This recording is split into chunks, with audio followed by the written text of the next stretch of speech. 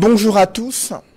C'est une fin d'année meurtrière au Cameroun. Un grave accident de la circulation s'est produit dans la nuit de samedi à ce dimanche sur l'axe Ndikimineki-Bafia, au lieu dit Nomalé. Selon des témoins, le bus Avenir Voyage en provenance de Fumbane et roulant à grande vitesse s'est retrouvé face à un camion. En voulant esquiver un choc frontal, le chauffeur du bus a perdu le contrôle de l'engin et dérapé sur environ 100 mètres, détruisant les garde-fours et se retrouvant au fond d'un ravin et d'un cours d'eau. Le bilan provisoire fait état de 30 morts non encore identifiés, plus de 21 blessés graves, extraits des décombres et évacués dans les hôpitaux de Ndikimineki et Makenene. Les autorités administratives, les magistrats municipaux, procureurs sont sur les lieux. Le ministre des Transports est annoncé sur le site de l'hécatombe et le ministre des Sports a appelé l'opinion nationale à observer une minute de silence lors d'une cérémonie relative au lancement des opérations liées au CHAN 2021. À l'heure actuelle, des opérations d'extraction des corps et recherche d'éventuels survivants se poursuivent.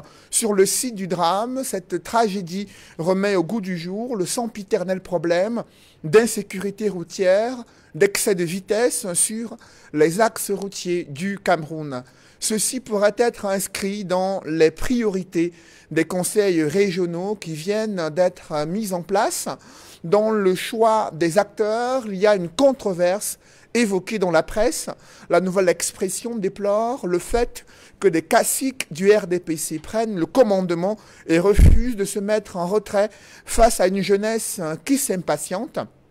Dans le portrait des 10 présidents de conseils régionaux, il ressort que ce sont des anciens députés, ex-maires et anciens délégués du gouvernement investis par la hiérarchie du RDPC et adoubés lors de la session de plein droit. D'autres ont déploré l'absence des femmes et des jeunes à la tête des exécutifs régionaux et même dans les commissions mises en place. Et là, on se pose des questions. Comment expliquer cette mise à l'écart de ceux qui représentent plus de 70% de la population camerounaise? Quelle sera la place des gouverneurs, préfets, sous-préfets, maires de ville et maires d'arrondissement dans les régions? Autre préoccupation, c'est l'annonce d'une mission spéciale d'audit des fonds Covid-19 mis à la disposition de plusieurs départements ministériels. Dans une correspondance attribuée au secrétaire général de la présidence de la République, plus de 50 millions de francs CFA sont sollicités auprès du ministère des Finances à titre des frais inhérents à ces différentes missions d'audit. Quels sont les enjeux d'un tel audit? Le contrôle supérieur de l'État peut-il permettre de faire la lumière sur les points d'ombre dans la gestion du Covid-19 décriés par le député Jean-Michel Nitieux et des acteurs de la société civile? L'annonce de cet audit est-il un écran de fumée visant à camoufler de nombreux scandales de gestion au sommet de l'État? Et la question également est préoccupante au moment où le chef de l'État du Cameroun, Paul Biya, doit s'exprimer devant la nation camerounaise le 31 décembre 2020. Quelles seront les attentes des acteurs politiques après une année tumultueuse au Cameroun? Le regard du chef de l'État est certainement tourné vers la Centrafrique où se déroule l'élection présidentielle et les élections législatives. Bangui, qui est sous haute surveillance militaire, le président sortant candidat à sa propre succession, Faustin Archange Touadéra, a déjà voté ce matin. Son principal adversaire politique, Anissé Georges Dologuélé, a lui aussi exercé son droit de vote. Des Centrafricains qui se sont mobilisés cette journée, mais l'ambiance dans l'arrière-pays reste préoccupante.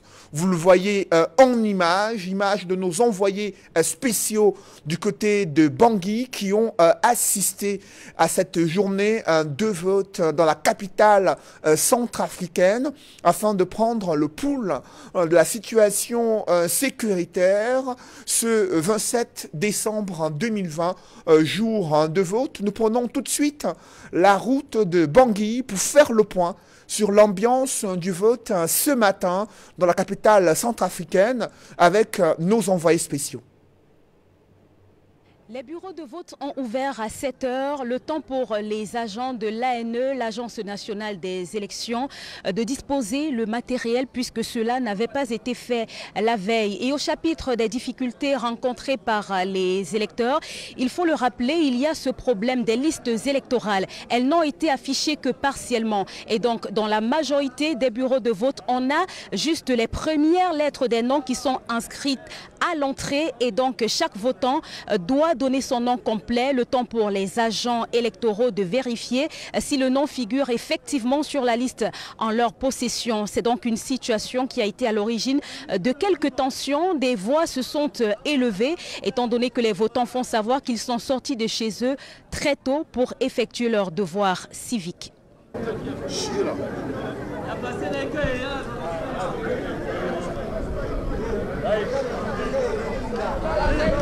Autre difficulté à relever, c'est que à cause des listes électorales qui n'ont pas été affichées, le démarrage du vote a été retardé, censé démarrer à 8 h. Ce n'est que dans les coups de 8 h et 20 minutes qu'effectivement les premiers votants ont commencé à voter. Après le vote, les Centrafricains espèrent la paix dans tout le pays. Vous le savez, les groupes armés, les rebelles ont menacé de semer le trouble durant ces élections, mais jusqu'ici, le vote se déroule sans incident. Ce que nous attendons après ce vote, c'est la paix et le développement dans notre pays. C'est ce que nous attendons tous, les Centrafricains. Le vote, c'est le symbole de la paix. Les Centrafricains ne veulent que la paix, c'est pourquoi vous voyez l'engouement des gens. Les électeurs sont nombreux pour venir choisir leur président pour qu'il y ait une paix véritable en Centrafrique. Nous sommes toujours dans le premier arrondissement de Bangui, mais nous nous retrouvons à présent dans un autre bureau de vote. Il s'agit du bureau d'affrontement routier centrafricain qui a été aménagé afin de permettre aux électeurs d'effectuer leurs devoirs civiques. Mais ici, il faut le dire, les bureaux de vote ont été aménagés en plein air, l'isoloir et urnes sont juste délimités par un cordon de sécurité. Les Centrafricains sont sortis en masse pour élire à la fois leurs députés et leur président de la République. Mais contrairement au bureau de vote que nous avons précédemment visité, ici, les listes électorales sont bel et bien disponibles et affichées. Jusqu'ici, tout se passe dans le calme et la sérénité dans la capitale Bangui. Nos envoyés spéciaux Eric Ouattat, Gladys Sidier, que vous venez de suivre sur l'ambiance de cette journée de vote en République centrafricaine. Le président Faustin Archange Touadéra a voté très tôt le matin. Il dit être satisfait de cette mobilisation des Centrafricains pour choisir celui qui présidera en destinée de leur pays. Nous y reviendrons au cours de cette émission qui a également pour thème l'analyse de la situation sécuritaire et les enjeux de cette élection présidentielle en Centrafrique. Mesdames, messieurs, voilà la lame de fond de cette émission Droit de réponse, émission où le choc des idées fait jaillir la lumière. Et pour cette nouvelle édition de Droit de réponse, je reçois sur ce plateau le professeur Pascal Charlemagne, Messanga Nyamding. Bonjour. Bonjour et tous mes voeux. De bonnes fêtes de Noël et surtout par anticipation pour la nouvelle année 2021. Et je voudrais d'ailleurs saisir cette opportunité puisque c'est une émission consacrée pour, et je dirais la dernière, pour souhaiter tous mes voeux au président de la République et à son épouse, à tous les Camerounais, les parlementaires, surtout aussi à nos frères de l'opposition et particulièrement au ministre Kamto, à qui je souhaite pour l'année 2021 plus de pondération et de lucidité. Et enfin, à tous les Camerounais de l'intérieur et de l'extérieur. Sans oublier, bien entendu, toute l'équipe qui vous accompagne, Cédric. Et aussi, je voudrais le dire, à tous vos fidèles téléspectateurs, quelle que soit leur nationalité et leur sensibilité politique. Merci professeur. Je précise que vous êtes un membre titulaire du comité central du RDPC. Face à vous, dans cette émission Droit de réponse, dernière édition de l'année 2020, il s'appelle Roger Justin Noah. Il est le secrétaire général adjoint du mouvement pour la renaissance du Cameroun. Roger Justin, bonjour. Bonjour à vous, bonjour à mes copanélistes. Bonjour à tous les Camerounais qui nous suivent ce matin. je voudrais d'abord m'incliner face à cet hécatombe qui a frappé une fois de plus le Cameroun à la suite de cet accident dont vous avez parlé en Ndikimeki. Mais aussi, permettez-moi de saluer nos camarades et sympathisants qui sont encore retenus illégalement, arbitrairement, dans les geôles du régime de M. Paul Biya, notamment à Yaoundé, en Konsamba et à Bafoussam, et en Fou aussi, même s'il est vrai que récemment, une dizaine a retrouvé la liberté, après avoir perdu du temps inutilement, puisque les charges sont vraiment inacceptables dans un pays qui se veut un état de droit. Merci Roger Justin Noah d'être avec nous ce dimanche. Il est éditorialiste au quotidien La Nouvelle Expression, consultant sur droit de réponse. Edmond Kambia. Edmond, bonjour. Bonjour Céline Oufélé, bonjour à tous les copanélistes. Je voudrais également dire ma compassion, mes sincères condoléances aux familles éprouvées par la disparition de leurs frères et sœurs dans l'accident de circulation survenu dans une localité située du côté d'Ndikimeki. Je voudrais à cette occasion également dire à tous les millions de téléspectateurs fidèles de cette émission que je leur adresse mes salutations sincères et que je leur renouvelle mes amitiés et ma sincère affection. Je voudrais particulièrement dire bonjour à tous les Camerounais de la diaspora, notamment ceux qui sont de passage au Cameroun pour passer en famille les fêtes de Noël et les fêtes de fin d'année afin que la nouvelle année puisse être plus porteuse que l'année qui va bientôt s'achever. Après vous, Edmond Kambia, sur le plateau de droit de réponse, c'est le conseiller juridique régional du SDF pour le littoral, Maître Achille Ledjo. Bonjour. Bonjour mon cher Cédric, bonjour Copanel, bonjour également à tous les inconditionnels de ce programme, bonjour à tous ceux qui nous regardent, salutations militantes à tous mes camarades de SDF, particulièrement ceux de l'arrondissement de Douala 2e. Je profite également de ce micro pour m'incliner devant la mémoire de ces Camerounais qui viennent de perdre la vie suite à cet accident enregistré du côté de Ndikimeki. Je profite également de votre permission pour adresser mes vœux de fin d'année au chairman, le président national Nidjon Fundi, à tout le staff du SDF, l'honorable Joshua aussi, l'honorable Nietzsche Jean-Michel, et puis également un bonjour particulier à Sa Majesté Chouwa Kemajou Benson, c'est le chef supérieur des Bazou, mon Bazou natal. D'entrée de jeu avec vous, Maître Achille Ledjo, l'annonce de cette audit, mission d'audit auprès des départements ministériels qui ont reçu les fonds Covid-19.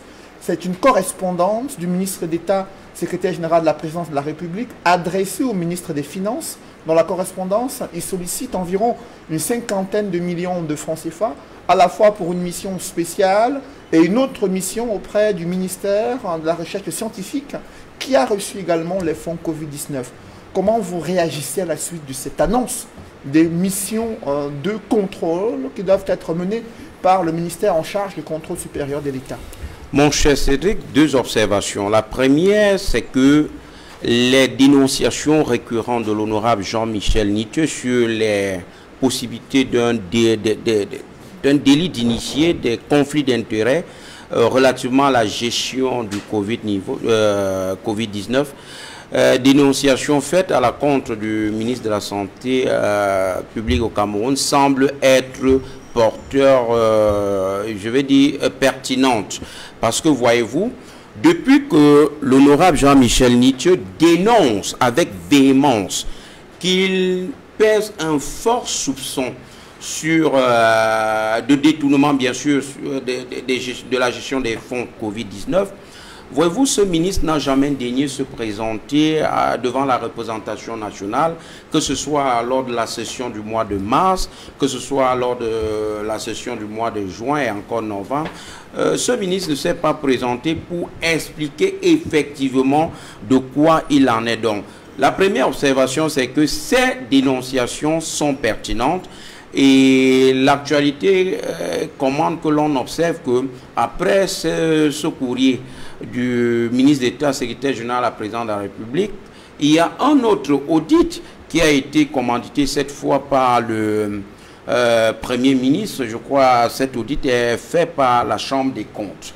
Alors, la deuxième observation, c'est que une autre curiosité camerounaise, l'on ne comprend pas comment est-ce que des gens qui sont censés travailler, les gens qui sont censés payer pour le travail fait, sont encore rémunérés une deuxième fois. Qui sont ceux-là qui doivent aller faire cette inspection, cet audit relativement à la lettre ou à la correspondance du ministre d'État, secrétaire général, président de la République? Ce sont des inspecteurs. Bien sûr. Ces inspecteurs sont déjà payés pour ce travail. Il est inadmissible, il est aberrant qu'aujourd'hui, on nous dise encore qu'il faut mettre à la disposition du contrôle supérieur de l'État du Cameroun une somme de 32,5 millions pour couvrir les charges de cet audit. Nous disons que c'est encore une autre, permettez-moi l'expression, une autre camerounaiserie. Nous dénonçons le fait que l'argent du contribuable camerounais ne soit pas géré suivant la déontologie, l'orthodoxie de la gestion financière.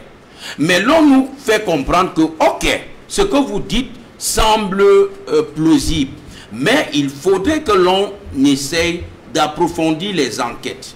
Mais au lieu d'envoyer ceux-là qui ont été recrutés, qui sont payés par nos deniers pour ce travail, on nous demande, on nous dit encore, on nous fait savoir qu'il y a une autre dotation, 32 500 000 et poussières, qui doivent être mis à leur disposition. Nous disons que ça, c'est de la cacophonie.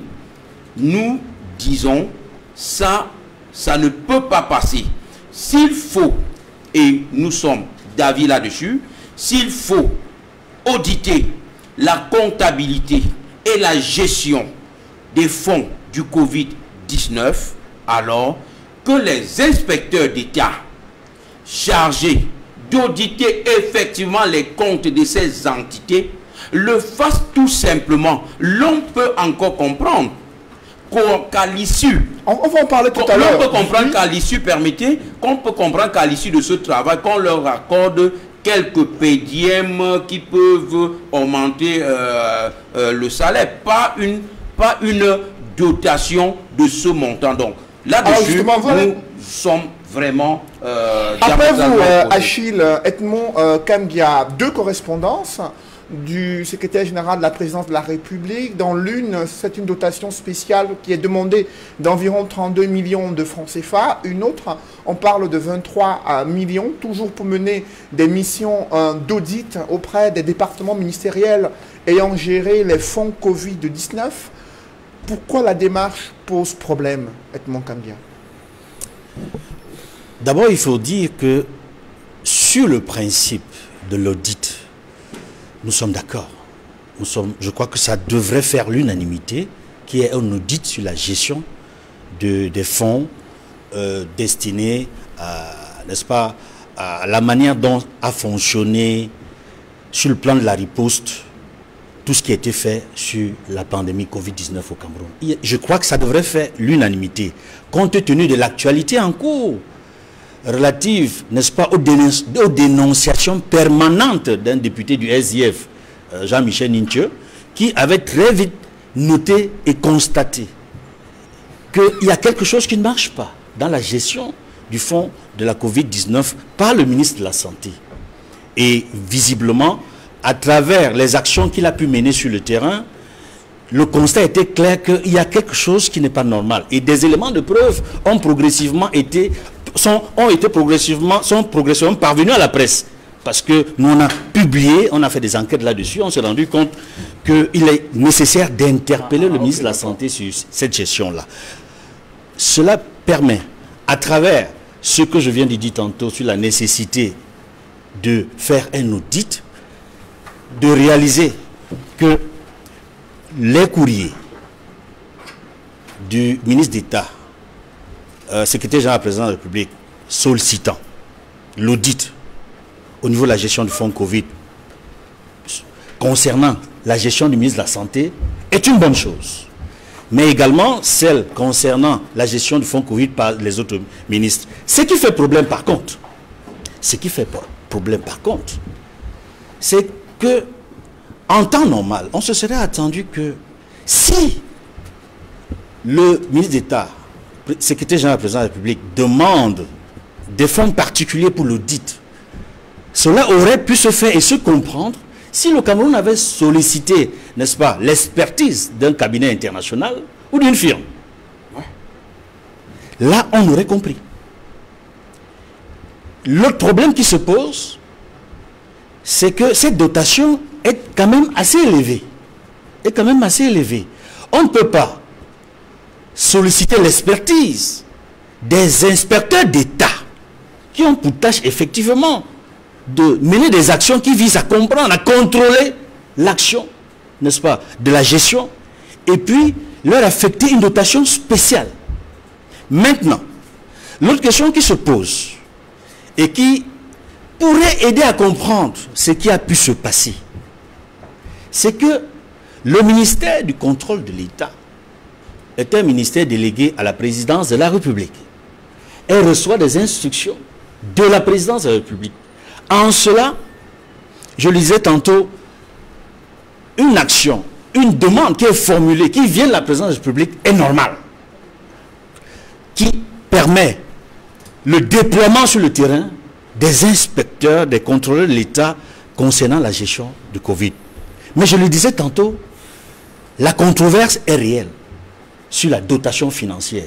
Il lui était souhaitable qu'avant, n'est-ce pas, ou pendant que le ministre d'État, secrétaire général de la présidence de la République, prenait cette note, adressait cette note, qui lui expliquait le bien fondé de cette dotation, pour mieux comprendre pourquoi il faudrait en rajouter par rapport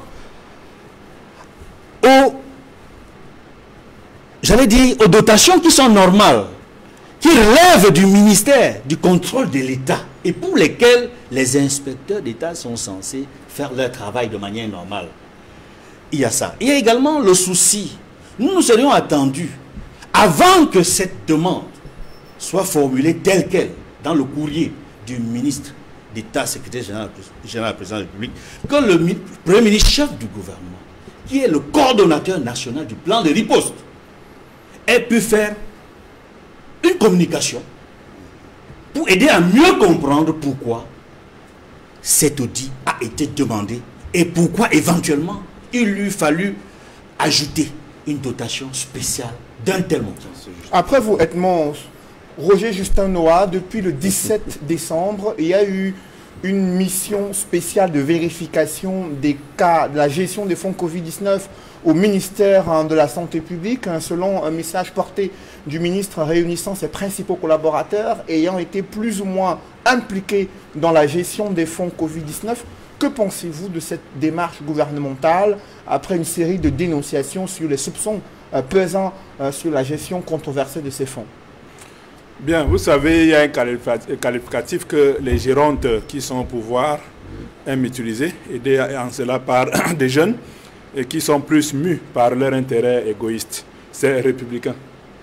Alors, nous avons d'un côté un ministre de la République qui est soumis au contrôle du parlementaire et de l'autre côté un député. Mais il se trouve que le député qui exerce un droit constitutionnel pose des questions à un ministre sur la gestion des fonds publics relativement au Covid-19. Mais ce ministre-là n'a jamais daigné répondre, c'est-à-dire aller s'expliquer devant le peuple, ici représenté par les députés de la nation. Mais il trouve quand même l'opportunité de lui répondre au travers des questions des journalistes à Bolova. Mais c'est curieux quand on parle de République, tout ça. C'est très curieux. Maintenant, il faut que les Camerounais sachent ce qui se passe. Nous avons vu à côté de nous au Nigeria lorsqu'il a été question, n'est-ce pas, de la gestion de ces fonds-là. On a vu le ministre de la Santé aller devant l'Assemblée nationale, s'expliquer. Il s'expliquait devant le peuple. Comment se fait-il que le ministre de la Santé publique du Cameroun refuse d'aller s'expliquer devant le peuple et que sa hiérarchie ne fasse pas un rappel à l'ordre? Aujourd'hui, il nous parle plutôt d'un audit. Est-ce que normal, de vous à moi, est-ce que c'est la première fois qu'on fait un audit dans ce pays? Ça, c'est la meilleure manière de tuer cette histoire. Pourquoi vous n'y croyez pas?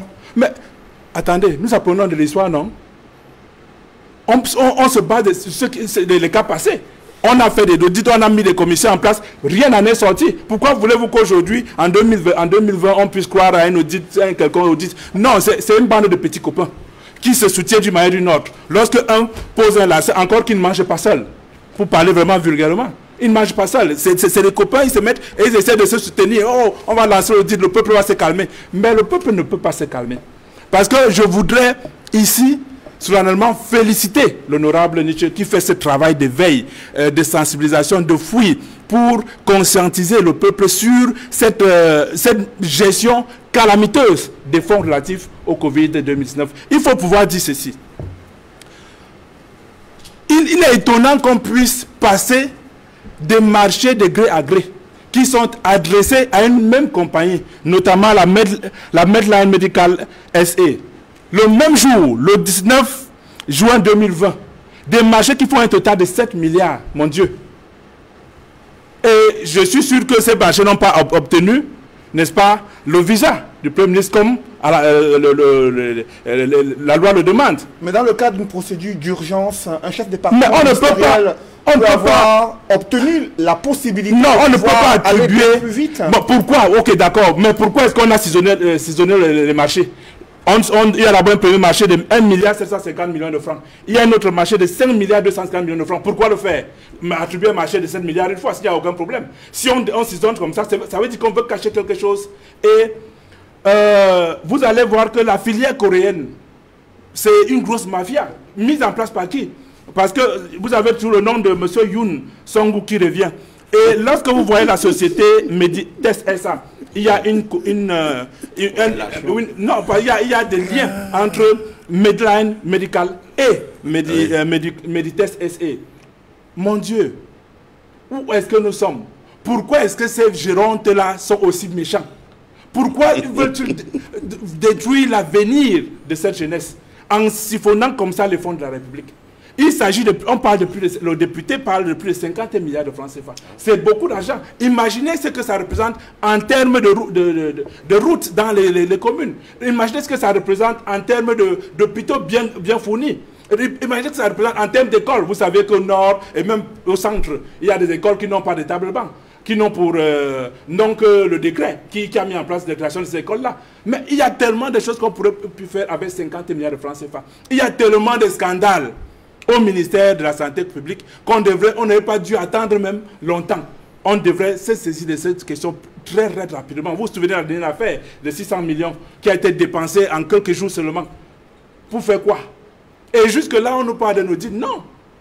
S'ils étaient sérieux, je pense que si la justice n'était pas aux ordres, elle aurait bien fait de se saisir, de s'auto-saisir. Mais comme vous savez, au Cameroun, la justice est tellement aux ordres qu'un ministre de la République peut garder chez lui 150 millions de francs sans que ça n'émeuve personne. Or, ça ne se passe pas comme ça ailleurs. Mais Roger Justin Noah, sur le cas du ministère de la Santé publique, on a suivi le ministre plusieurs fois indiquer qu'il y a une bonne gestion de la crise sanitaire au Cameroun. Il s'est appuyé sur les rapports du FMI et d'autres partenaires du Cameroun pour se féliciter de la réussite, de la transparence, dit-il, dans la gestion de ces fonds. Il n'a jamais indiqué avoir des liens ou des intérêts dans les entreprises qui ont été sollicitées pour réaliser ces prestations. Que pensez-vous de ces propos? Lorsque vous arrêtez un voleur, vous attendez à ce qu'ils vous disent que oui, j'ai volé facilement comme ça. C'est lorsque vous allez l'interroger avec la subtilité de l'enquêteur qui va pouvoir vous avouer.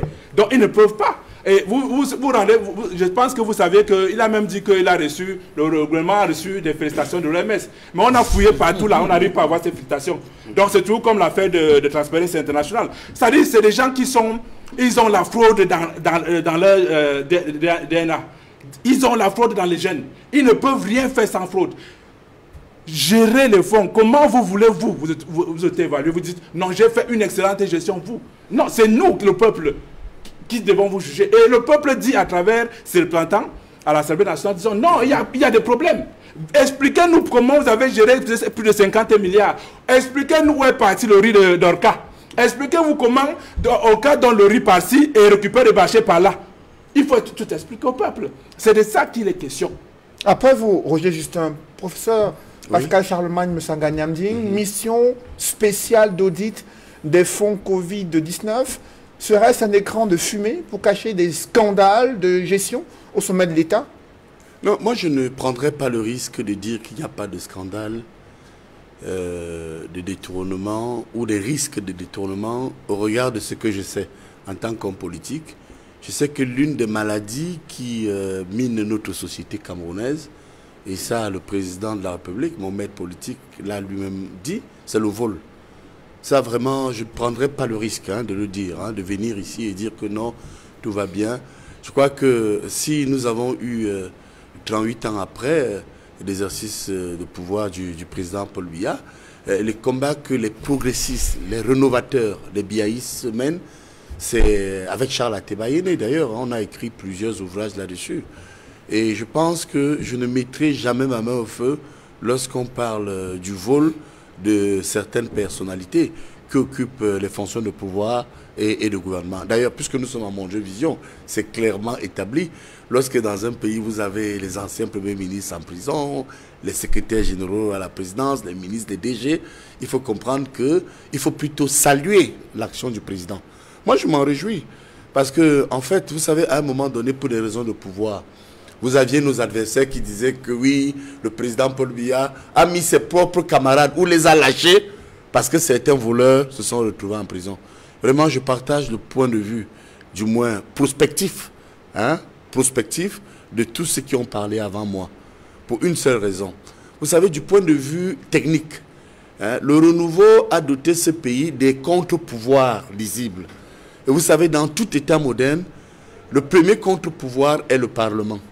Il faut dire à ceux qui nous écoutent quand même ici que l'une des missions dévolues aux députés, le parlementaire a deux missions.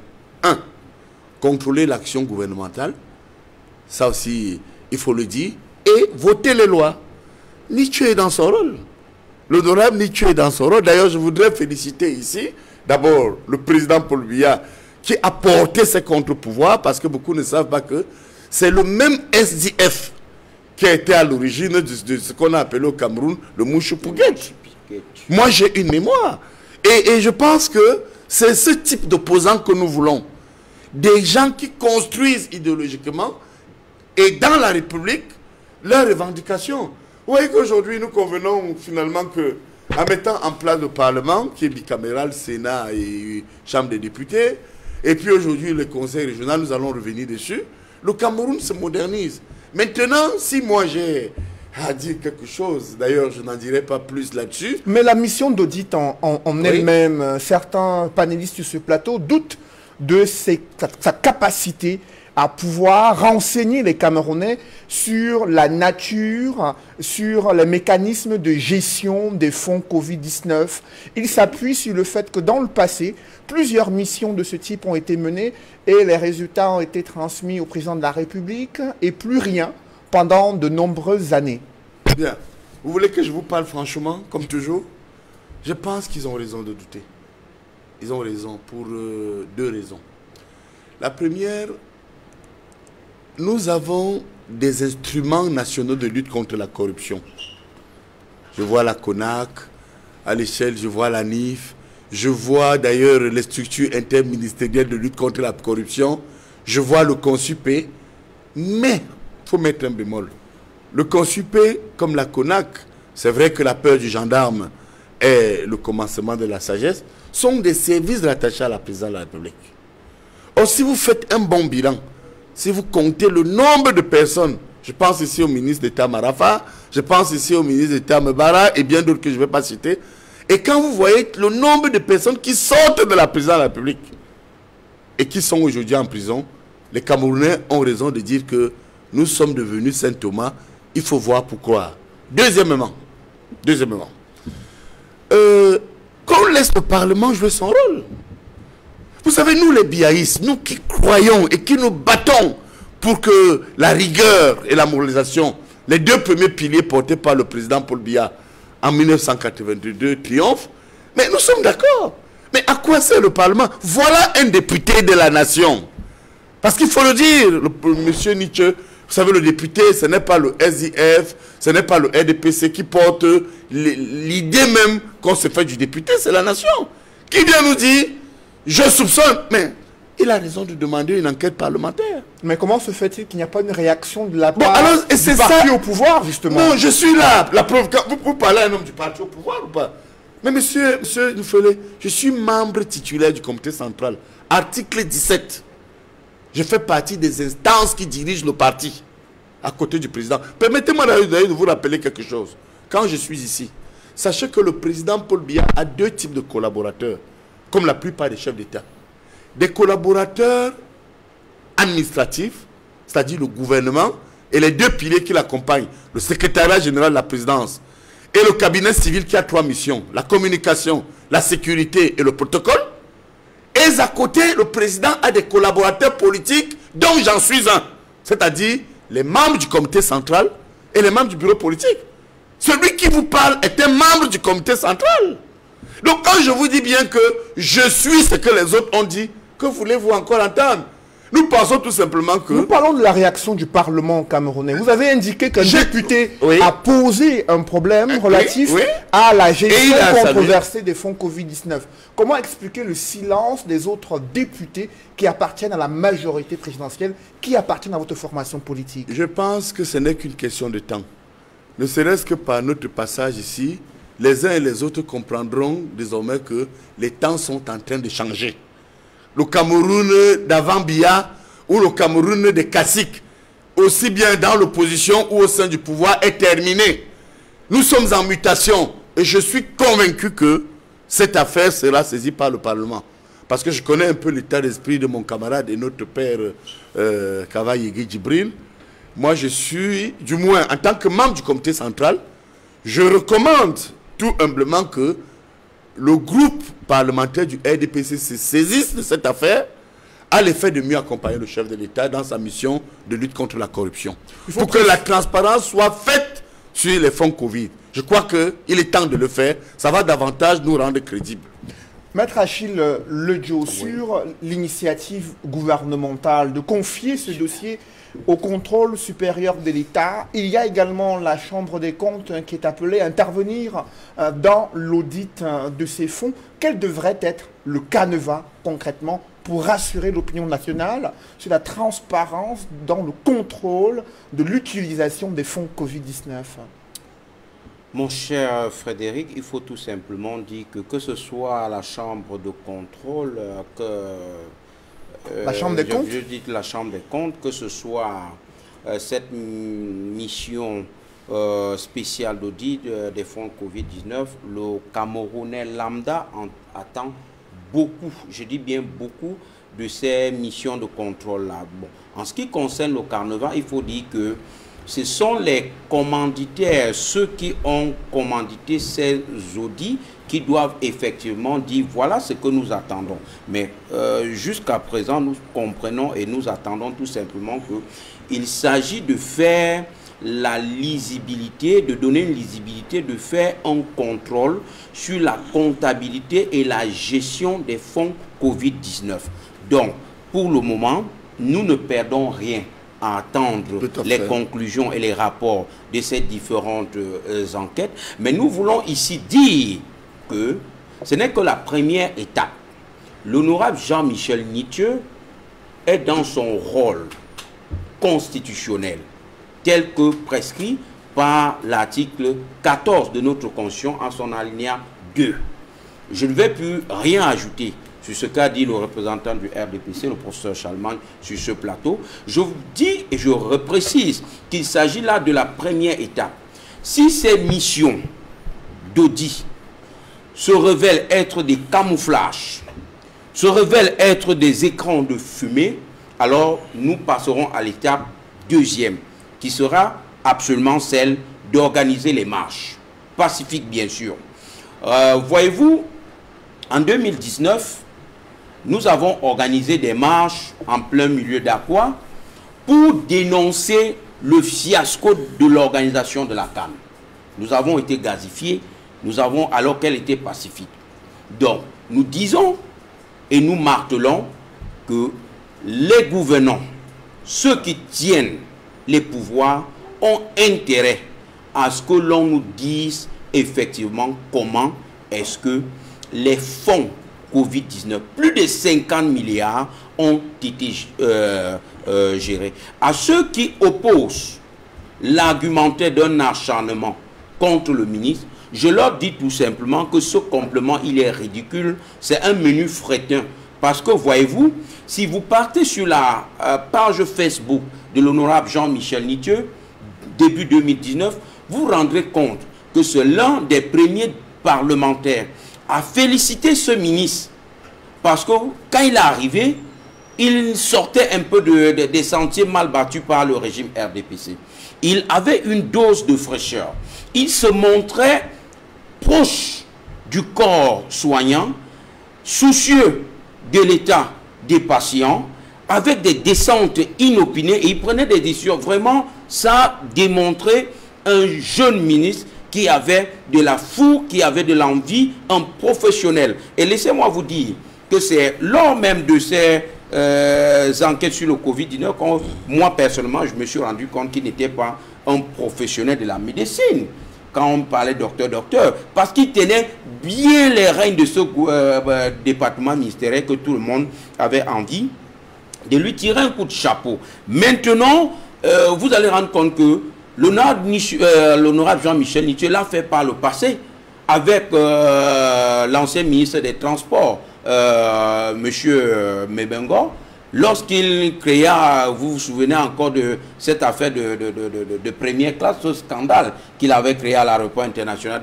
parce que motivation prise de ce qu'il avait réservé, il avait payé un billet pour la première place, et première classe, et après Air France ayant changé d'appareil, une reprogrammation, une restructuration des places imposées. Alors, l'ayant mis en classe il a refusé. Et pour nos téléspectateurs, première classe, c'est environ dans nos francs, dans les 8 millions.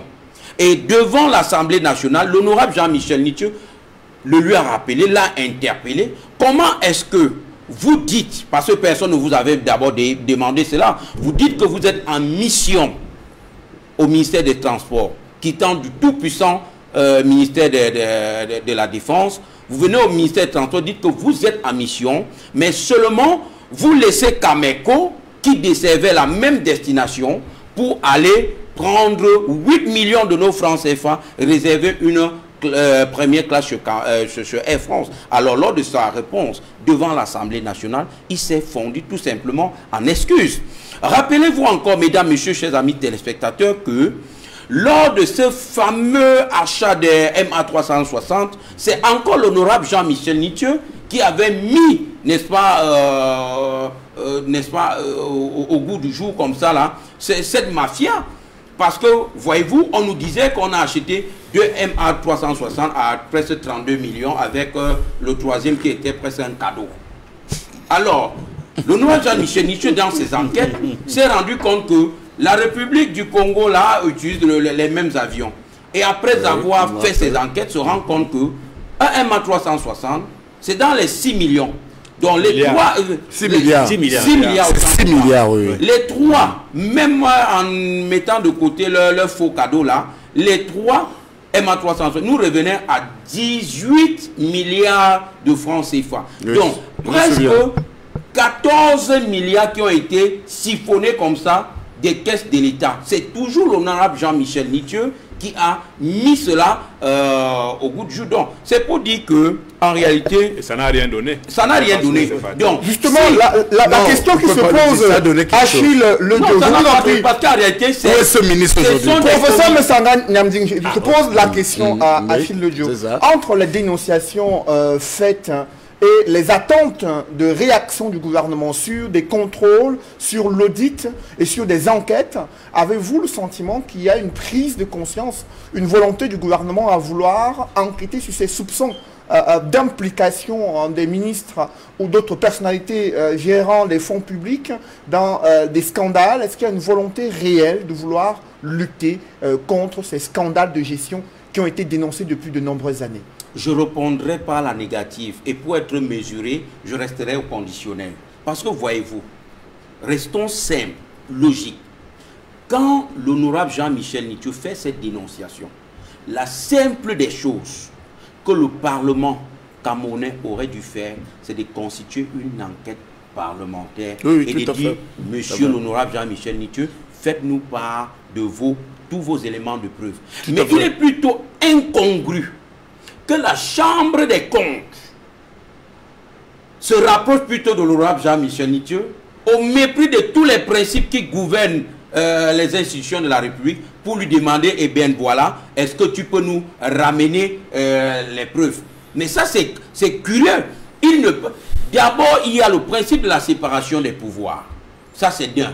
Et de deux maintenant, vous êtes nommé par l'exécutif. Je vous donne mes preuves. Pourquoi? Allez chercher vos preuves. Et je puis vous dire, mon cher Cédric, c'est une panique au ministère de la Santé actuellement pour pouvoir avoir une information là-bas.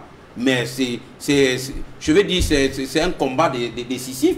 Et laissez-moi vous dire que tout l'entourage du ministre de la Santé actuellement indexé n'est pas vu d'un bon oeil. Donc, nous pensons tout simplement que... Mais vous n'allez pas soupçonner tout le monde quand même. Dans tous les cas, dans la grande majorité, professeur. Nous pensons tout simplement que c'est le lieu ici pour nous d'interpeller ces responsables chargés de ces différentes missions spéciales d'audit, de la comptabilité, de la gestion des fonds Covid-19, que le peuple camerounais vous regarde. On attend du sérieux.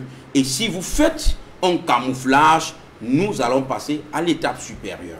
Les personnalités impliquées dans la gestion des fonds Covid-19 bénéficient de la présomption d'innocence. Il faut l'indiquer, être pondéré.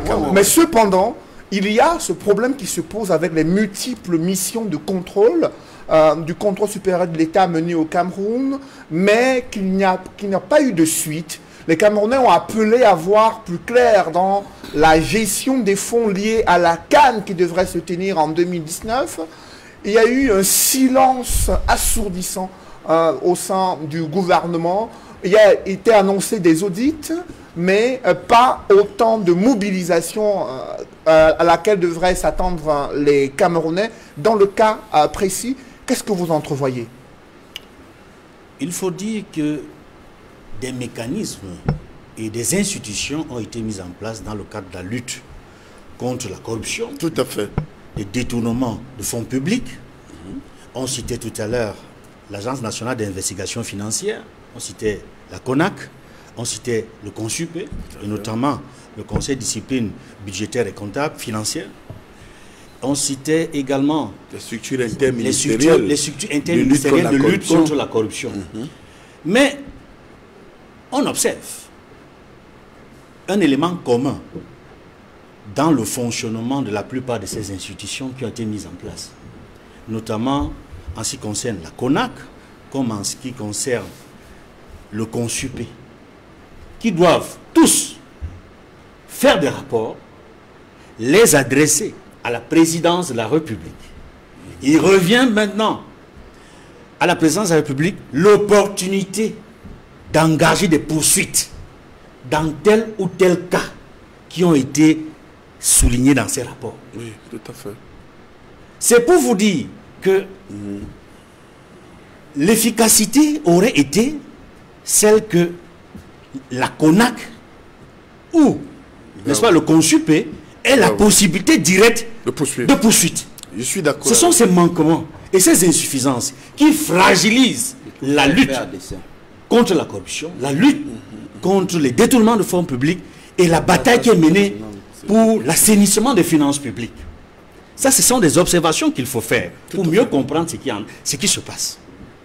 En ce qui concerne les grands chantiers de la CAN 2019, laquelle CAN a glissé en 2021, puis glissé une seconde fois en 2022, si c'est en 2023, parce que des questions se posent aujourd'hui.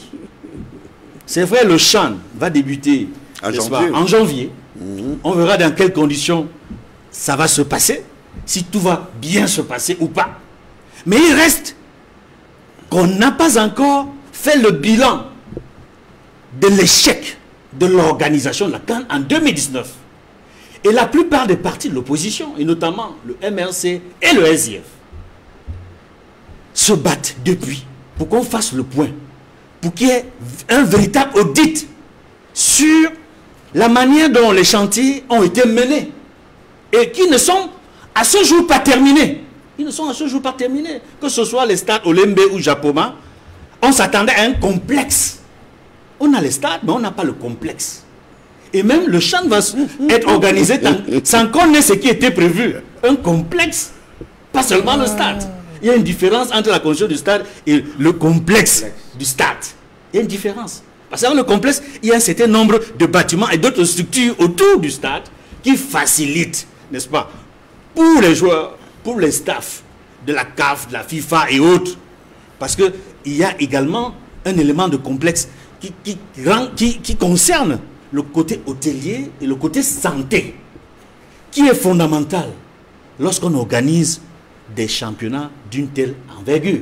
Et je voudrais dire, en ce qui concerne précisément les grands chantiers de la CAN 2019, et c'est l'objet d'une interpellation que nous refaisons encore sur ce plateau, que le président de la République ordonne un véritable audit, parce que les acteurs sont connus, nous n'allons pas les citer sur ce plateau, tous ceux qui ont coordonné les grands chantiers de la CAN sont connus. Ils sont connus. Je suis d'accord avec vous. Ils sont connus par le président de la République. Oui, oui. Certains sont ses propres collaborateurs. Oui, oui, oui. D'autres sont membres du gouvernement. Oui. Il est important pour la transparence Oui, oui. et pour l'image même du Cameroun en Afrique et à l'extérieur. Que l'on sache pourquoi nous n'avons pas pu organiser la CAN dans les délais. Pourquoi l'image du Cameroun est si mauvaise? Parce que, rappelons, et ce n'est qu'un indice que je donne, parmi ceux qui ont contribué au glissement de la CAN, il y a des ministres en fonction qui, curieusement, sont devenus ministres d'État. Comme si c'était une manière de les féliciter d'avoir échoué. C'est paradoxal. Monsieur Noufele, je voudrais dire ici que le monde entier nous regarde. Le monde entier voit comment nous luttons contre les détournements de fonds publics, contre la corruption. Mais prouvons-le. Prouvons-le. Il faut un véritable audit sur les grands chantiers qui ont échoué. Et je souhaite, on parlait tout à l'heure des manquements et des tentatives de prise d'intérêt du ministre de la Santé dans tous les dossiers et dénonciations qui ont été diffusées même par la presse. Nous souhaitons qu'il y ait dans ce cas une véritable commission d'enquête parlementaire. Nous souhaitons également que pour l'affaire des grands chantiers de la CAN, en plus des audits, qu'il y ait une commission d'enquête parlementaire qui interpelle tous les acteurs de l'échec de l'organisation de la CAN 2019. Après vous, Edmond Kamdia, Roger Justin Noah, nous sommes à quelques jours du traditionnel discours du président Paul Biya et la question de la corruption et du détournement des deniers publics se pose avec acuité au Cameroun. Au sein du MRC, qu'est-ce que vous proposez concrètement pour mettre un terme à ce fléau qui gangrène l'administration publique et la société camerounaise? Oui, avant d'y arriver, permettez-moi quand même de rappeler que le président national et plusieurs dizaines de nos militants sont allés en prison en 2019, exactement pour avoir demandé l'audit, n'est-ce pas, des fonds liés à la construction des infrastructures de la CAN 2019. Et un an après, rien n'a changé. Il n'y a jamais eu d'audit. Les Camerounais ne savent pas comment on a dépensé plus de 1000 milliards, alors que le Cameroun manque de beaucoup d'infrastructures, sur tous les plans éducation, santé, etc. C'est cela qui me fait dire qu'aujourd'hui, on ne saurait croire à cet autre audit liées à la gestion des fonds Covid. Pour nous, c'est juste un camouflage pour se protéger. La bande de copains voleurs se protège entre eux. Nous pensons qu'on pourrait tout au moins avoir la mise en place, comme l'a dit le consultant, M. Kamgia, des commissions d'enquête parlementaire. Je pense que c'est cela qui a permis de lancer même la lutte contre la corruption avec le Mouchi Pogé lorsqu'on avait mis en place une commission d'enquête parlementaire. Je donne plus de crédit à une commission d'enquête parlementaire parce que je sais qu'il y aura dans cette commission plusieurs membres de l'opposition et je pense que ces commissions d'enquête pourraient faire un travail assez important. Maintenant, permettez-moi aussi de dire que par rapport à ce qu'a dit le professeur Nyamdi qui félicitait le président Paul Biya pour avoir mis en place des contre-pouvoirs. Non, je pense que je voudrais dire au professeur qu'il faut créer pour M. Biya un prix Nobel de la bonne gouvernance, parce que c'est ce qu'il mérite, effectivement. Il nous dit que le Parlement est un contre-pouvoir. Comment est-ce que le Parlement peut être un contre-pouvoir quand il est nommé par le président de la République, quand il est nommé par l'exécutif? Comment même la justice peut être un contre-pouvoir lorsqu'elle est aux ordres de l'exécutif? Non, il ne faut pas qu'on manipule les Camerounais. Nous ne sommes plus à cette ère-là. Les Camerounais ont ouvert les yeux. Nous savons qu'il y a un seul homme qui dirige, qui fait tout. Il reste seulement qu'il nous donne l'ordre de respirer. C'est M. Paul Biya. Et c'est pourquoi il s'accroche au pouvoir, honteusement d'ailleurs. Et autour de lui, il n'y a que des gérontes, des vieillards là, qui se soutiennent, qui volent, qui empêchent que les jeunes et les femmes participent à la gestion des affaires dans ce pays. On va reparler de ça tout à l'heure lorsqu'on parlera des concerts régionaux. Donc je dis, on n'a pas à féliciter M. Paul Biya, il faut plutôt lui donner le prix Nobel de la pire des gouvernances dans le monde. C'est ce qu'il mérite effectivement. Maintenant, oui. Allez-y. Sur la question de la lutte contre la corruption, c'est simple. Et je pense que M. Kamgia l'a dit. Il faut réduire la multitude d'institutions qui interviennent dans la lutte contre la corruption. Parce que c'est du saupoudrage. Chacun fait ça et ça fait désordre, ça fait cacophonie. Il faut avoir une ou deux institutions maximum qui sont chargées de la lutte, comme on voit dans d'autres pays contre la corruption, avec des missions précises et avec un pouvoir d'instruction. Oui. Parce que si la CONAC, par exemple, se limite à faire des recommandations dans un rapport qui est adressé au chef de l'État, sans qu'il n'y ait jamais eu d'effet, ça ne donne absolument rien. Il faut que la CONAC, effectivement, ait un pouvoir d'instruction. Dès qu'ils ont fini l'enquête, que ce soit transféré à un procureur, afin que les concernés puissent répondre leurs actes. C'est ce que le peuple attend.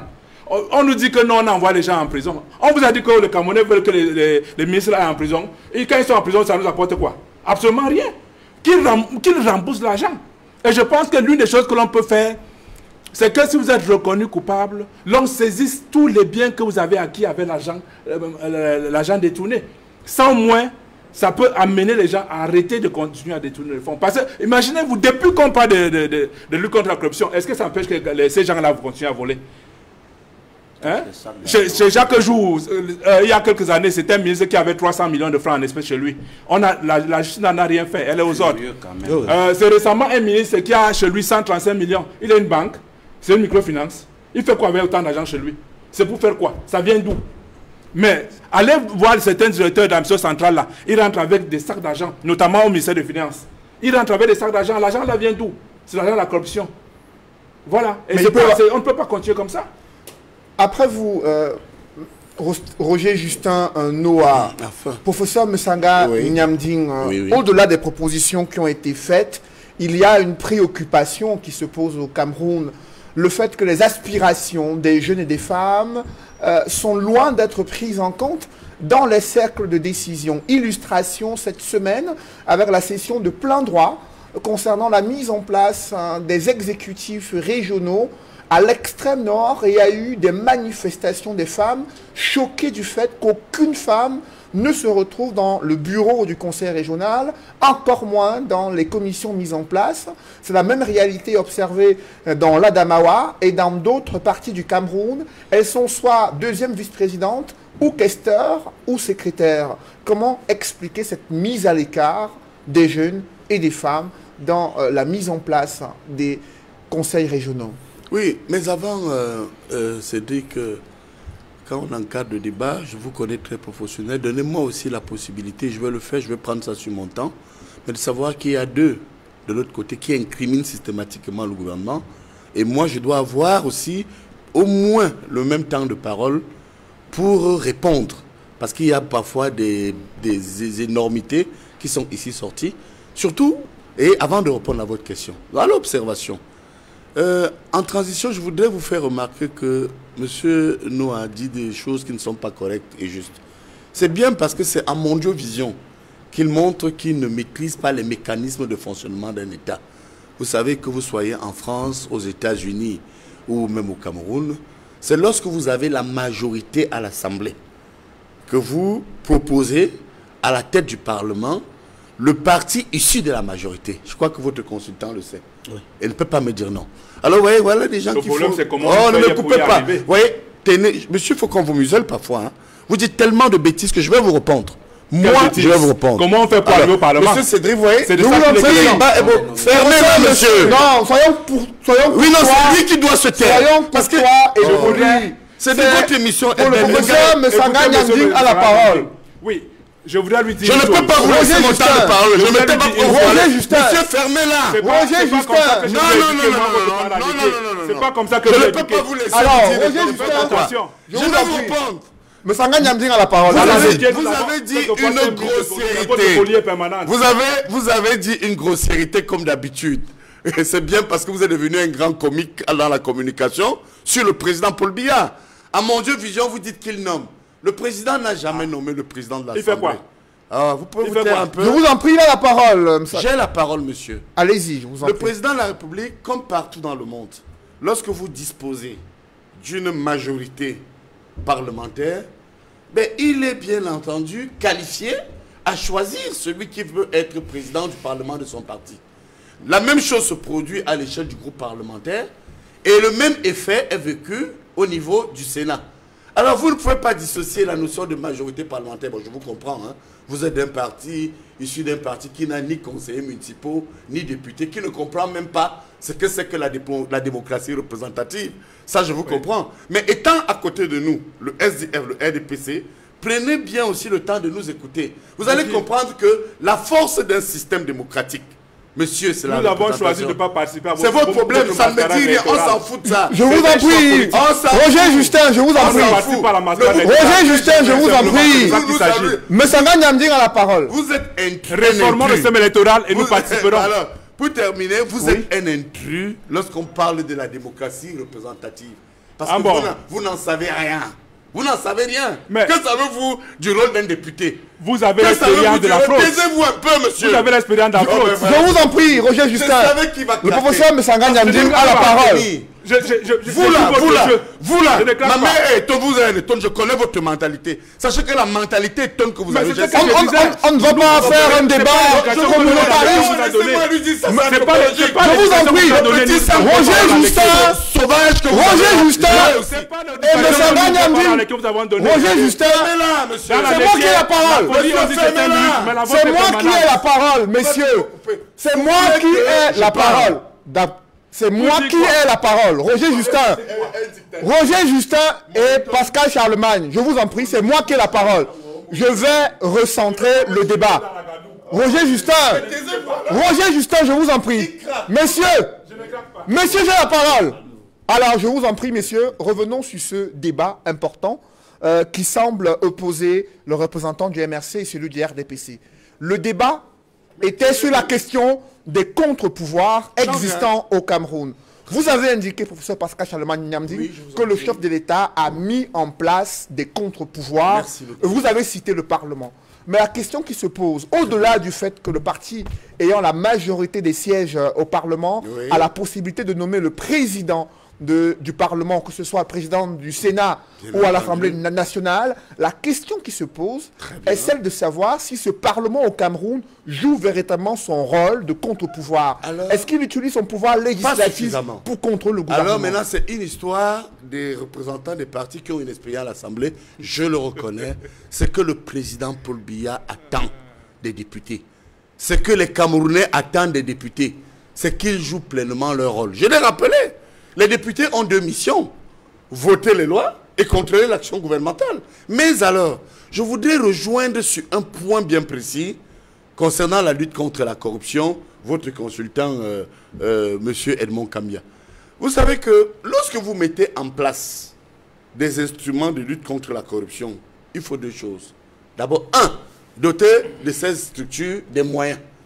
Reconnaissons que si la CONAC joue bien son rôle, qui est en fait un rôle de rapport, de dénonciation, la CONAC n'a pas un rôle de répression.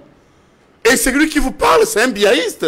Je pense, avec comme Edmond Kambia, il faut renforcer le rôle de la CONAC. Donc, en clair, vous êtes en train de dire que le problème se pose au niveau de la présidence de la République. Non, je dis que... Parce que c'est elle qui reçoit les rapports et qui doit pouvoir enclencher des procédures judiciaires.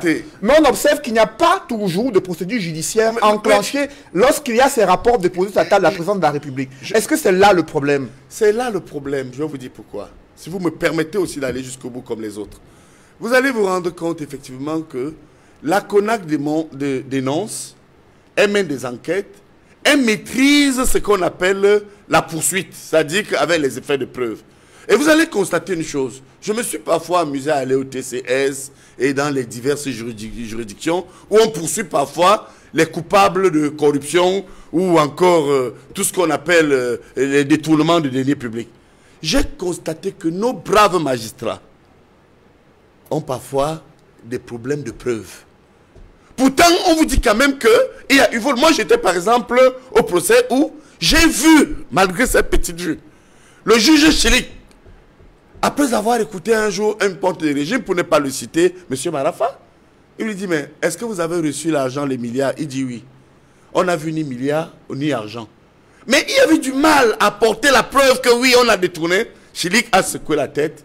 Il a dit de toute façon, on n'a pas vu l'argent, on n'a pas vu l'avion. Ramenez donc à cette notion de preuve, qui est un élan propre des vices de consentement, la preuve. Mais moi, je suis de ceux qui pensent qu'il faut donner à ces institutions la possibilité de poursuivre, s'adapter. N'oubliez pas que c'est sur ce plateau où moi j'ai parlé de la notion de surveillance préventive. Le droit est dynamique. Maintenant, ramener à ce qui se passe malheureusement aujourd'hui au Cameroun, les Camerounais sont très astucieux. Je vous assure, Cédric Noufele, l'une des difficultés que le président Paul Biya a eues, 38 ans après, c'était pas la mise en place des institutions. C'est pourquoi à un moment donné, je n'ai pas été d'accord avec ces personnes de Barack Obama qui tendaient à dire que l'Afrique a besoin des institutions fortes et non des hommes forts. C'est faux. Moi, je crois qu'aujourd'hui, le gros problème que nous avons, ramener même à cette affaire de la Covid, ramener même aux structures de lutte contre la corruption, on a besoin des hommes forts. Et pour chuter sur le second volet de votre préoccupation, la représentation, je vous assure, Cédric Noufele, la main sur le cœur, après une trentaine d'années de militants, pas militants seulement déclarés, hein, parce que j'ai été le patron du parti à Paris pendant des années. Je sais ce que c'est qu'une élection pour arriver à la tête d'une structure de base. Je suis aujourd'hui membre du comité central, ça je l'avoue, parce que le président Paul Biya l'a voulu. Les larmes que j'ai constamment aux yeux, c'est lorsque je vois comment on bafoue au quotidien ce que j'ai toujours appelé l'intention présidentielle. Lorsque prenez les circulaires, lorsqu'il y a eu les investitures au Sénat, à la députation, renouvellement des organes de base, très récemment encore au régional, aux communes, je vous assure, Cédric Noufele, je ne viens pas ici faire la propagande pour le président Paul Biya, toutes les circulaires du président dans le contenu, c'est mon rôle aussi, monsieur, comme vous avez le droit de le faire pour le SDF. Dans ces circulaires, le président mettait l'accent sur 1. Renouvellement du personnel politique. 2. Représentation des femmes. 3. Représentation des jeunes. Est-ce que ces trois critères ont été pris en compte? Pas du tout. Pas du tout.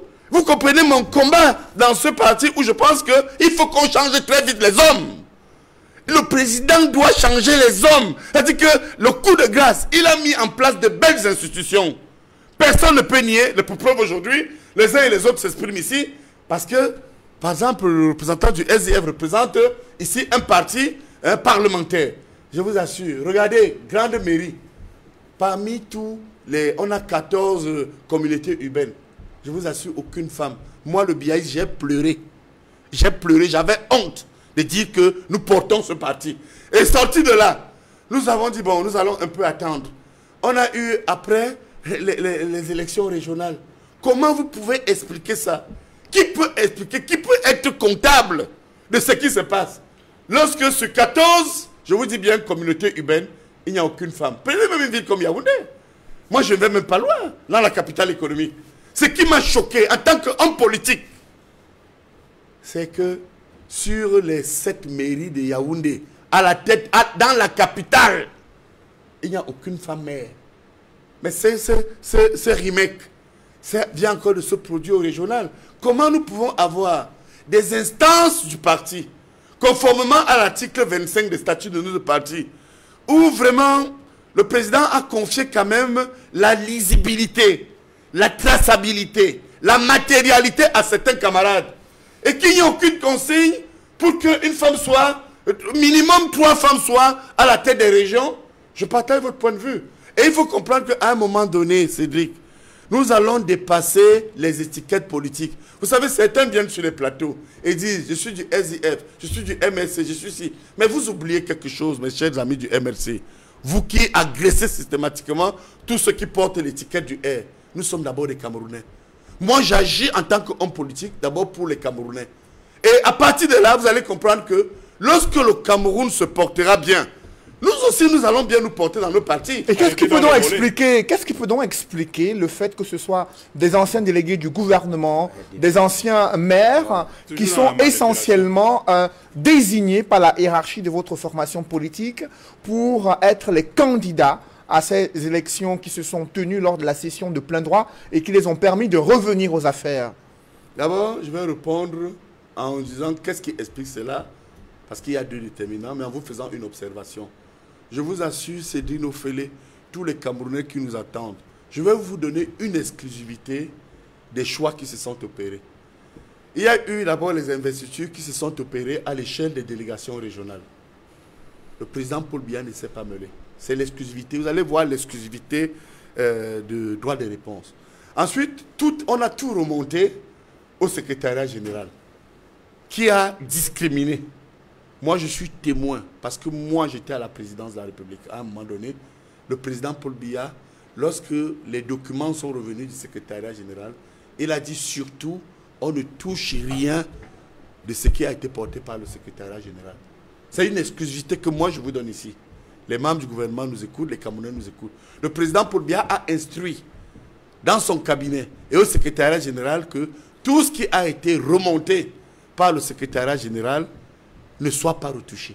Donc tout ce que vous voyez là est d'abord une responsabilité du secrétariat général du parti que je ne critique pas. Et je tiens à vous le dire, Paul Biya a refusé de se mêler. Il a dit, je ne me mêle pas, hein, il y a une redistribution des responsabilités, je suis un légaliste, je ne touche à rien. Maintenant, qu'est-ce qui explique cela? Vous avez 2 types de collaborateurs auprès du président de la République. Ceux qui veulent qu'il échoue à tout prix. Et à tous les prix. Mais ils s'en foutent. Mais ces gens n'ont rien à faire de l'image du président et de sa crédibilité. Vous savez, certains ont parlé ici, parce que moi je les connais. Certains ont parlé ici des détournements de fonds. Mais vous avez même oublié des combats que nous, dans le RDPC, les biaïstes ont menés. Où sont les projets structurants? Où est Mekin? Où est Mvegle? Où est Lompanga? Où est même le port à eau profonde de Kribi, qui était un complexe agro-industriel, industriel-portuaire. Vous comprenez? Il y a plus que ça. Donc, vous savez qu'il y a des gens qui sont engagés. Ils ne portent que leur toc pour dire qu'ils soutiennent le président. Mais quand vous voyez les actes que certaines personnes occupant les postes, les fonctions de pouvoir et de décision, mais vous vous demandez vraiment s'ils sont du RDPC. Moi, je suis plus proche parfois, quand je change, de regarder mon aisance ici, avec quelqu'un du SDF, où je dis, mais mon cher, vous avez fait de très bonnes analyses. C'est le Cameroun qu'on défend. C'est le Cameroun d'abord. Demain, le président Paul Biya ne sera pas là. Deuxièmement, eh bien, il y en a qui sont déjà dans la logique de l'après-Biya. Les gens se sont enrichis. Ils ont mis en place des copains. Même ce monsieur très nerveux du MSC, Je voudrais lui dire qu'effectivement, il a raison sur un petit point. Les gars préparent l'après-Biya. Vous comprenez? C'est-à-dire qu'ils ont besoin de voler, de prendre de l'argent, de faire tout ce que ne va pas. Mais à un moment donné, je crois qu'effectivement, et je suis là-dessus, nos opposants ici sur le plateau n'ont pas tort. Tous les regards sont tournés aujourd'hui vers le président Paul Biya pour que, in fine, sans toutefois dire que tous les membres du gouvernement sont mauvais, contrairement à ce que les gens disent, pour qu'il nous dote, avant un jour son départ, d'un personnel politique crédible. Après vous, professeur Msanganya, Achille Ledjo, exécutifs régionaux mis en place, est-ce que ça sera l'accélération de la décentralisation lorsqu'on regarde l'architecture politico-administrative dans nos régions? Les présidents de conseils régionaux, le gouverneur, le super-maire de ville, le préfet, les sous-préfets, les maires d'arrondissement, comment tout cela va-t-il s'agencer pour accélérer cette décentralisation qui est présentée par le gouvernement? Mon cher Cédric, lors de l'une de vos émissions spécialisées qui traite de la politique, j'avais dit en son temps que ces régionales sont pour moi encore ce que j'ai qualifié d'institutions gadget. Véritablement, ça n'apportera rien dans l'amélioration du vécu, du quotidien des Camerounais. Car voyez-vous, c'est une affaire qui est très mal pensée parce qu'elle ne répond pas effectivement aux aspirations du peuple. Quand vous regardez comment est-ce que ça va se passer, vous rendez tout simplement compte que c'est le fonctionnaire qui est au centre de tout. Alors que dans un véritable système de transfert de compétences aux collectivités territoriales décentralisées, c'est l'élu local qui devrait être au centre de toutes les préoccupations. Alors, le 6 décembre 2020 restera dans les annales de l'histoire du Cameroun comme étant la date qui a connu les premières élections régionales au Cameroun. Et oui. Effectivement, ces annales de l'histoire du Cameroun nous retiendront également que à l'issue de l'élection de plein droit, ces résultats sont honteusement historiques parce que, voyez-vous, au jour d'aujourd'hui, depuis le 25 mars 2018 qu'a commencé ce processus avec l'élection des sénateurs, la présidentielle, les municipales et les législatives et puis les régionales, vous rendez tout simplement compte que le représentant du RDPC l'a si bien fait de le relever. 0 maire de la ville. Vraiment. 0 maire de la ville, femme. 0 femme comme président des exécutifs régionaux. Et 14 communautés urbaines. C'est 0 femmes. Nous disons que... C'est quand même scandaleux. Si on jette encore un regard plus loin, 0 femme gouverneur.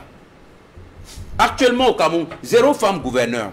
Donc, cette exclusion des femmes au sommet des exécutifs régionaux, avec une forte domination masculine, est un déshonneur. Un déshonneur parce que... Vraiment, je suis d'accord avec vous. Permettez-moi de vous le dire, cher ami. Je suis totalement d'accord avec vous. C'est la preuve. C'est la preuve, c'est peut-être où on ne sera pas d'accord, monsieur le professeur. Je vous en prie. C'est la preuve que la fine couche de peinture de République qu'on semble badigeonner le Cameroun n'est qu'un leurre qui fond au soleil comme du beurre. Les élections régionales, nous, au SDF, il faut le dire, et je le martèle ici, c'est un système de reproduction de l'élite dirigeante. Pour venir ici, j'ai fait des petites recherches sur la personnalité ou la personne des présidents des exécutifs régionaux. La première observation, c'est que le RDPC contrôle 9 régions sur 10. Au centre, nous avons M. Timi Evuna.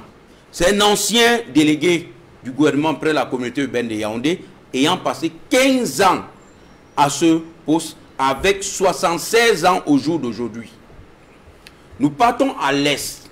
Alphonse Mbele. C'est un ancien délégué du gouvernement près la communauté urbaine de l'Est, Il est de du Berthois. RDPC, de Berthois, autant pour moi. Nous partons à l'extrême nord. Daniel Kalbassou, c'est un ancien député RDPC. Nous partons dans le littoral avec Banlon Polycarpe, c'est un ancien député RDPC. Nous 72 ans. Nous partons au nord-ouest. Le président, c'est le professeur Anguafor. Tout le monde connaît que c'est bien l'enfant de l'autre. Et c'est un ancien... 35 ans. Ancien... 35 ans. S'il vous plaît. C'est son... Je vais dire ses états de service qui m'intéressent ici, pour lui. C'est un ancien secrétaire général du ministère de la Santé. Et directeur général de l'hôpital gynéco-obstétrique de Yaoundé. Tous du RDPC. Je continue à l'ouest avec le docteur Foka Jules Hilaire. C'est le président de la section RDPC MIFI Centre qui est l'ancien maire de Bafoussam, premier chassé par le SDF, bien sûr. Oui, c'est vous qui l'avez battu aux élections. Je le reconnais. C'est lui qui paie les élections à Bafoussam. Je vais finir avec le sud-ouest, qui est un ancien sous-préfet, et son premier vice, c'est un membre du conseil d'administration de la CIATV. C'est terrible. Vous comprenez que le RDPC, cher professeur, est obnubilé par la boulimie de tout ravager, de tout contrôler, et puis nous ne sommes plus en réalité dans une démocratie. Est-ce que le choix de ces personnalités serait lié à leur expérience, à la fois dans la gestion des collectivités, pour le cas des anciens délégués du gouvernement, et également leur capacité à connaître la gestion publique pour ceux qui ont été députés ou maires? Non, Cédric, il faut se dire la vérité.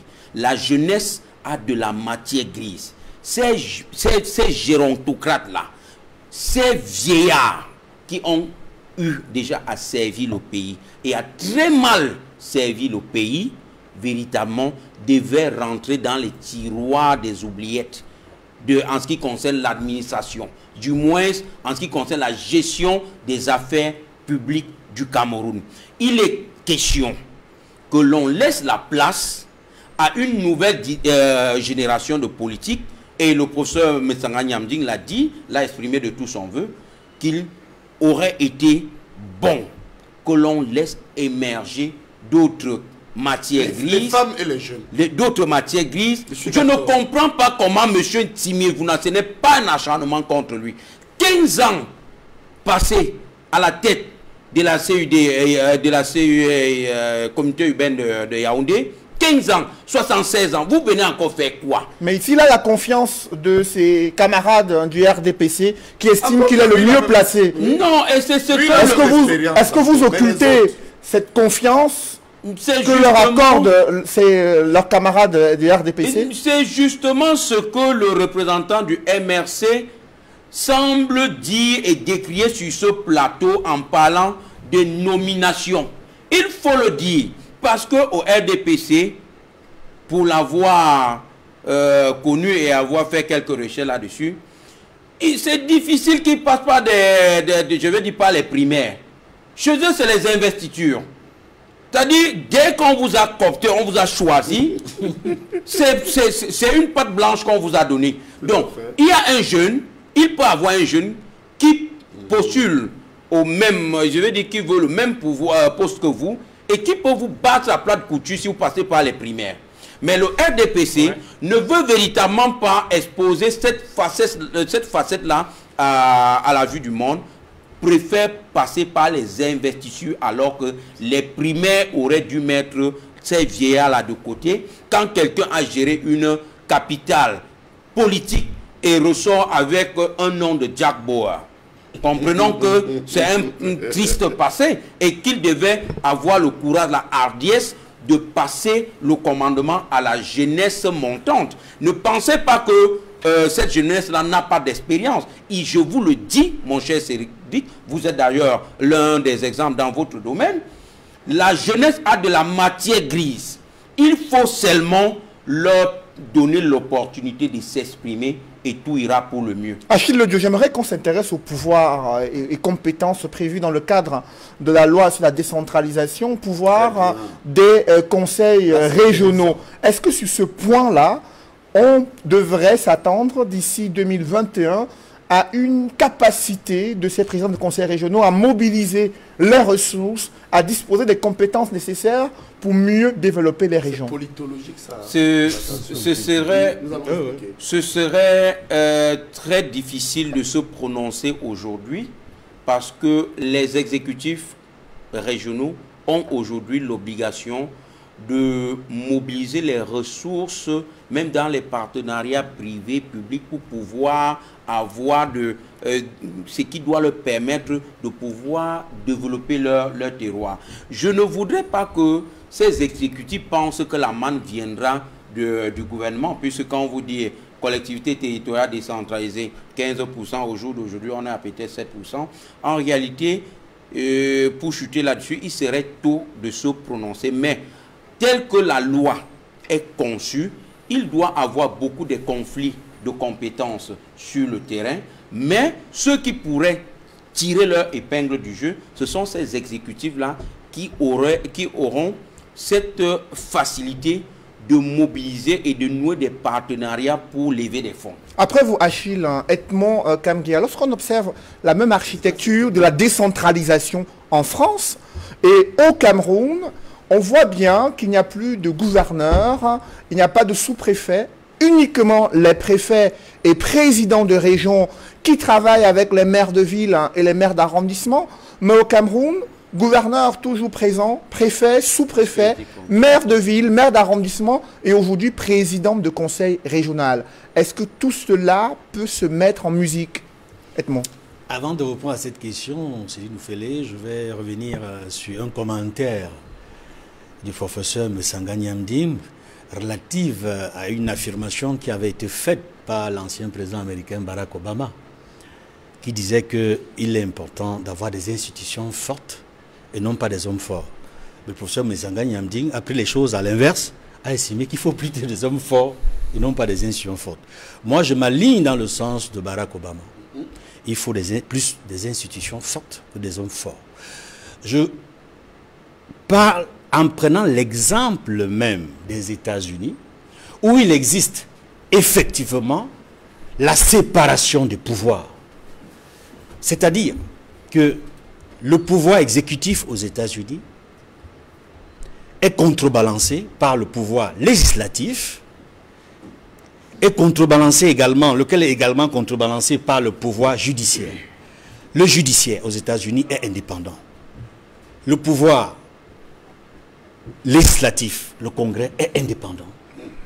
Le pouvoir exécutif également. Et ils ont une chose que nous n'avons pas au pays, qui est important, qui renforce les pouvoirs du Congrès. Notamment le travail que fait le Sénat américain pour valider ou légitimer ou ne pas légitimer les propositions des futurs membres du gouvernement. Ce que nous n'avons pas chez nous. C'est-à-dire, aux États-Unis, lorsque un président de la République, par exemple Joe Biden, il a déjà annoncé sa future équipe. Mais pour que sa future équipe entre en fonction, un à un, ils vont passer, leur candidature va passer au Sénat, qui va éplucher leur candidature. Certaines candidatures vont passer, d'autres ne passeront pas. Parce que pour être membre du gouvernement aux États-Unis, il faut que ta candidature passe au Sénat. Nous n'avons pas cette formulation au Cameroun. Je commence par prendre cet exemple pour dire que je ne partageais également pas la position du professeur Messanga Nyamdim lorsqu'il a dit que le pouvoir parlementaire au Cameroun, c'est-à-dire que le législatif est un contre-pouvoir. Non, il n'est pas un contre-pouvoir.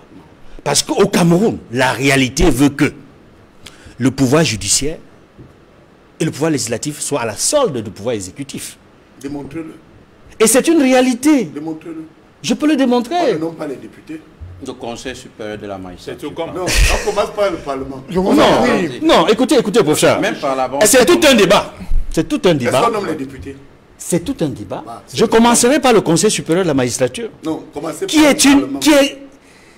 Qui est quelque chose de j'allais dire, de chaotique et qu'on devrait reléguer aux oubliettes. C'est un outil de soumission des magistrats. magistrats. Non, mais tout à fait. En France, nous avons copié ça de la France. Mais la composition du Conseil supérieur de la magistrature en France n'est plus comme ce que nous faisons au Cameroun. Ce sont des juges qui sont à la tête de cette commission. Et c'est important que ce soit dirigé par des juges. Au Cameroun, c'est le président de la République qui est encore le président du Conseil supérieur de la magistrature. Donc il tient les juges, il tient tout le pouvoir judiciaire. Ça c'est d'un. Au niveau du Parlement, nous savons tous comment ça fonctionne. L'ordre du jour au Parlement, vous savez d'où il vient? Il vient de la présidence de la République. Il vient de la présidence, l'ordre du jour du Parlement. Et vous dites que le ne peut pas faire passer un point à l'ordre du jour si ça ne passe pas par ça doit passer par la conférence des présidents. Acquis à la cause du RDPC. Oui, quand vous avez la majorité. Et je pourrais en dire. Je vous rejoins. Vous avez la majorité. Non, professeur Messanga, c'est un long débat. C'est un long débat. Je ne veux pas insister là-dessus, mais vous avez déjà compris. Vous avez compris. Nous nous sommes compris. Il faut des majorités pour orienter. Tout à fait. Voilà.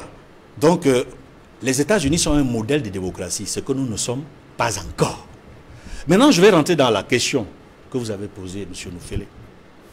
Est-ce que la décentralisation, en tout cas, à partir des élections régionales et des exécutifs régionaux que nous avons eus, est-ce que cela augure de belles perspectives?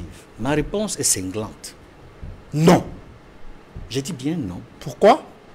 Non, parce que c'est très mal parti. C'est-à-dire que la décentralisation qui va être effective avec les élections régionales au Cameroun, elle est très mal partie. La première chose, c'est que nous avons, enfin, sur ce plateau, presque tous les panélistes ont évoqué, y compris le professeur Messanga Nyamding, ont vu cette insuffisance criarde, la mauvaise application de la loi. Parce qu'on dit qu'il faut tenir compte de la composition sociologique. Oui, tout à fait. Et la composition sociologique, j'insiste là-dessus, intègre le genre. La composition sociologique, en dépit de ce que beaucoup pensent, intègre le genre. Il n'est pas normal qu'on ne voit pas les femmes à la tête. Aucune femme, on l'a dit, n'est à la tête des exécutifs régionaux qui ont été élus. Ou des grandes mairies. Ou des grandes mairies. 14. Et je voudrais rappeler ici, et c'est important de le souligner, parce qu'il s'agit d'une affirmation, d'une déclaration faite par le président national du RDPC. Je parle de Paul Biya, en tant que président national du RDPC. Il avait dit, je le cite, le RDPC n'est pas un parti d'état-major. Ou des conservateurs aussi. Oui. Il a dit que c'est un parti de masse. Et que ceux qui sont à la base du parti, dans les sections, les sous-sections, ont leur mot à dire. Tout à fait. Et que ce ne sont pas ce qu'on appelle les personnes ressources qui dirigent le parti. Tout à fait. Malheureusement. Vous suivez bien mon maître politique. Hein? Absolument. J'ai la compilation de tous les discours du président national du RDPC. Bravo. Et c'est ce qui me permet de dire que ce qui s'est passé est en violation de ce qu'il a toujours déclaré. Tout à fait. Je suis d'accord avec vous. Oui. Ce qui s'est passé là avec les élections, c'est en violation avec ce que le président national du RDPC a toujours déclamé lors des congrès. Et il est content. Il a toujours dit plus de place aux femmes. Et plus de femmes, place aux jeunes. Mais ce qu'on a vu l'autre jour, avec les élections régionales, et notamment la mise en place des exécutifs régionaux, ne correspond nullement aux déclarations du président national du RDPC. Donc c'est une question en interne, professeur Messanga, que vous devez débattre pour mieux comprendre qu'est-ce qui s'est passé. Parce que, y compris des circulaires du président national du RDPC, n'ont pas été respectés. Tout à fait. Il faut le dire.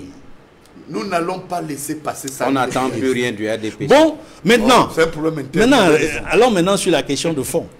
En France, il y a la décentralisation, mais il n'y a plus de sous-préfet. Il n'y a plus de gouverneur, il y a des préfets. Au Cameroun, comment est-ce que ça va se passer? Avec des sous-préfets qui sont toujours là. Certes, les préfets sont également là. Mais le plus gros problème, c'est la présence des gouverneurs. On aurait pu comprendre la présence des gouverneurs si nous étions dans un État fédéral. Mais des gouverneurs élus. Malheureusement, nous sommes dans le cadre de la décentralisation. Il ne s'agit pas de fédéralisme. La place des gouverneurs en fonction, qui sont nommés par le président de la République, pose problème. Parce que, de fait, et je ne veux pas m'en cacher de le dire, Quand je disais que nous démarrons sur de mauvaises bases, c'est parce que c'est un bicéphalisme de fait. Nous tendons vers un bicéphalisme de fait entre les présidents des exécutifs régionaux et les gouverneurs des régions. Et même des maires de ville. Mais je mets l'accent davantage sur les gouverneurs des régions et sur les présidents des exécutifs régionaux. Parce que la Constitution, dans l'esprit de la loi, de la Constitution, le patron de la région, c'est le président de l'exécutif régional. Je dis dans l'esprit de la Constitution du 18 janvier 1996. La Constitution dit tout simplement qu'au niveau de la région, il y a un représentant de l'État qui s'assure de la régularité du fonctionnement des régions et autres. Peut-être que c'est le rôle que pourrait jouer celui qu'on appelle encore gouverneur. Mais je pense que l'expression même de gouverneur, qui était gouverneur de province, qui est devenu gouverneur de région, devrait disparaître. Pour qu'il y ait un représentant de l'État qui n'est plus celui qu'on appelle gouverneur de région. J'ai dit, on s'avance dans cette décentralisation avec un bicéphalisme de fait. Parce qu'on va se retrouver dans des situations où une tutelle entre guillemets, je dis bien tutelle entre guillemets, du gouverneur de région vis-à-vis des exécutifs régionaux va de fait paralyser l'action et le fonctionnement des exécutifs régionaux qui sont par essence issus des élections. Alors que le représentant de l'État, qu'est le gouverneur de région, n'a jamais été élu. Or, le pouvoir, dans l'esprit de la Constitution du 18 janvier 1996, appartient aux collectivités territoriales décentralisées représentées par les régions. Alors, l'esprit de région, c'est les exécutifs régionaux et par les communes. Avant de poursuivre ce débat, messieurs, mettons le cap sur Bangui, la capitale centrafricaine, pour faire le point sur le déroulement du vote. C'était ce matin que le président sortant, candidat à sa propre succession, Faustin Archange Touadéra, a exercé son droit de vote. Il a également profité de l'occasion pour faire le point sur la situation sécuritaire et le déroulement de ce double scrutin législatif et présidentiel dans ce pays d'Afrique centrale, pays qui suscite l'intérêt à la fois du Cameroun, de la communauté internationale, intérêt relatif à sa situation sécuritaire et sa position stratégique. Pour faire le point, on retrouve nos envoyés spéciaux Carlos Minoué et Guy Zogo depuis Bangui. Jour de vote ici en République centrafricaine et le président Faustin Archange Touadéra a voté à 8h30 précise au bureau de vote numéro 5 ici au lycée Barthélemy Boganda. Bureau de vote qui se trouve juste derrière moi. Il faut dire que le dispositif sécuritaire était à la hauteur de l'événement, un événement justement marqué par de nombreuses menaces ces derniers jours. Le président de la République, une fois son devoir citoyen accompli, s'est exprimé. La date qui a été fixée, c'est le 27. C'est pour ça que tous les Centrafricains viennent voter et moi-même, je viens remplir mon devoir civique. Il a aussi dans la foulée remercié le Rwanda pour son soutien militaire ici en République centrafricaine. Je remercie très sincèrement le président Paul Kagame, le gouvernement rwandais, le peuple rwandais pour son soutien.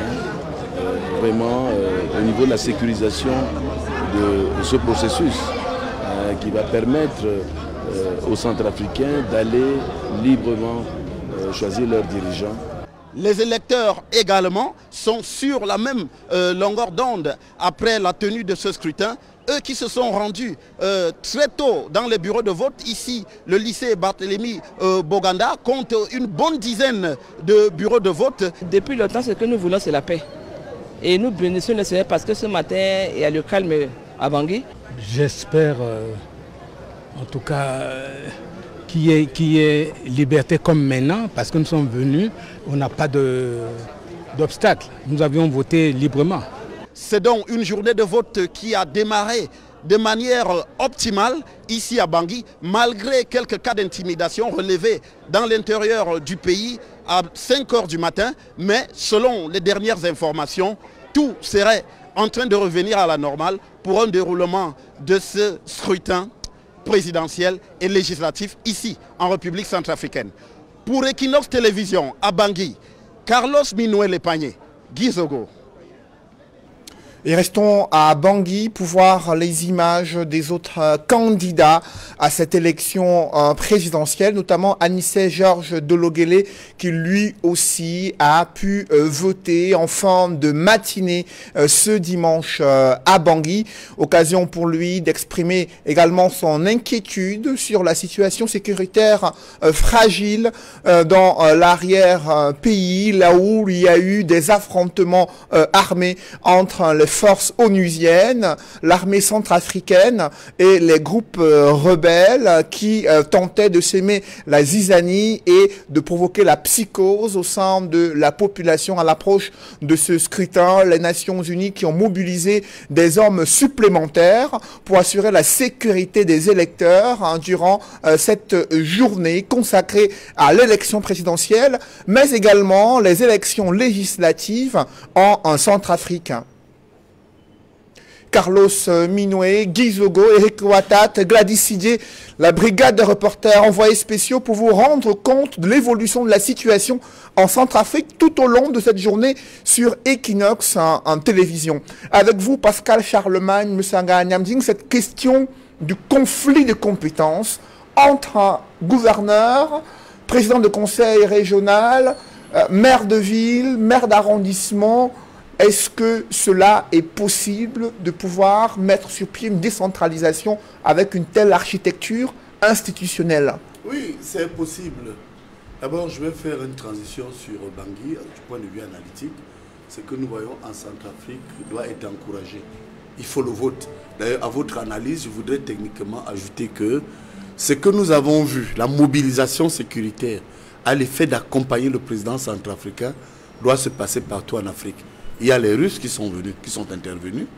Il y a les soldats rwandais qui sont là. Il y a la MINUSCA. Il y a aussi également les forces armées camerounaises qui participent à la MINUSCA. Alors, et pour la stabilisation. Il faut saluer ce qui se passe à Bangui. Parce qu'aujourd'hui, je vous donne une information d'ailleurs que vous journalistes connaissez. Il y a près de 1500 camions de vivres bloqués à Garoboulaye. Parce que les bandits de grand chemin ne veulent pas qu'ils votent là-bas. Et ils mettent en place toutes sortes de subterfuges pour éviter le vote. Pourquoi ils ont peur du vote? Mais l'enjeu de la sécurisation de la Centrafrique, c'est lequel au regard des multiples tentatives de déstabilisation de ce pays? Deux enjeux. Il y a d'abord la même mise coloniale. Vous verrez que partout en Afrique, où il y a l'or, le diamant, le pétrole, vous n'avez qu'à voir le Zaïre, vous n'avez qu'à voir tous ces pays qui sont en guerre. Ce sont des recherches héritées, des richesses héritées de la colonisation. Ce problème est très grave. Et puis, deuxièmement, il y a l'irresponsabilité des Africains eux-mêmes. Il faut aussi demander aux Centrafricains d'être un peu pondérés.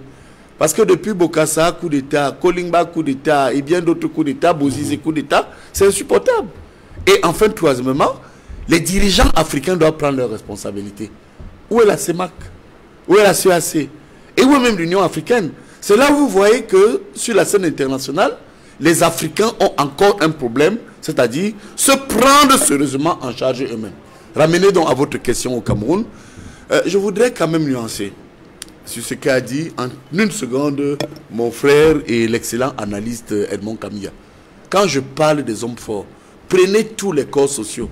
Je vous assure, si vous enlevez Cédric Noufélé ici à droit de réponse, vous mettez quelqu'un d'autre, ce ne sera plus la même chose. Même chose pour Charles Ndongo.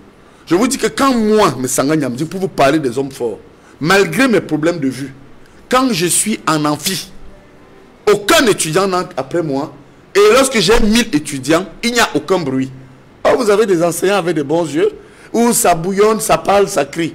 Vous pouvez le vérifier aussi au niveau de la magistrature. Mais écoutez, il y a des magistrats qui sont autoritaires. Quand on vous dit que c'est l'homme, le poste est là. Mais c'est l'homme qui fait la fierté du poste. Et pour terminer, j'ai été aussi influencé par François Mitterrand. Combien de gens peuvent vous parler des grands présidents français en dehors de De Gaulle et Mitterrand? Donc vous voyez qu'il faut faire attention quand je parle des hommes forts. En fait, c'est leur action. Et un dernier exemple, sans être un mégalomane. Si je vous fous une colle ici, vous, Cédric nous fait, vous et mon camion, je vous dis, citez-moi 10 membres du comité central du RDPC qui mènent une action de déploiement. Vous pouvez me citer 10? Or, on vous dit toujours, mais Sanga Nyamdi. Oui. Parce que moi, je suis en mission. Donc, je fais mon travail. Moi, je connais des étudiants et des gens qui me disent, mes professeurs, en tant que membre du comité central, on ne peut pas vous citer 10 membres du comité central. Parce que certains dorment. Or, vous savez combien nous sommes? 350. Ramenez donc maintenant aux régions. Je voudrais terminer en faisant quand même un clin d'œil à cette élection, au-delà des points noirs que nous avons évoqués. Vous savez que nous avons ici le conseil régional, comme vous l'avez dit, qui ne va pas se substituer à l'administration. Quand vous lisez la Constitution, techniquement, on parle, le Cameroun était un État unitaire et décentralisé. Ça veut dire qu'il y a deux acteurs qui se côtoient.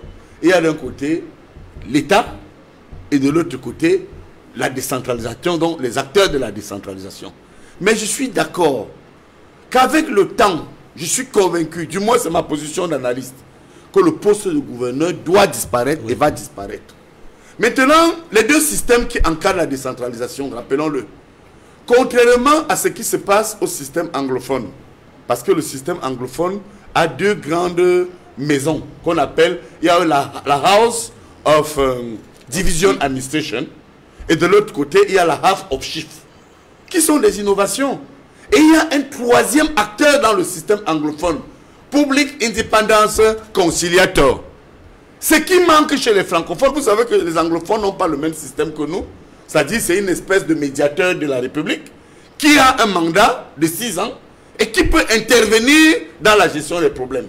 On peut donc dire qu'avec la crise du Nozo, personne ne peut objectivement nier que, en mettant en place l'office is the Office of Public Independence Conciliator, on a quand même permis aux anglophones d'avoir la House of Chiefs, qui est la chambre des chefs, qui est à côté, fait partie de l'exécutif, avec la House of Division Administrator qui représente les départements, en dehors de l'autre organe qu'ils ont, qu'on appelle également le conseil régional, qui regroupe les 90 représentants élus, c'est-à-dire les chefs, ceux de la House of Chiefs et ceux de ce qu'on appelle la House of Administration Division. Votre position a été bien comprise. Oui. Et je chute là-dessus.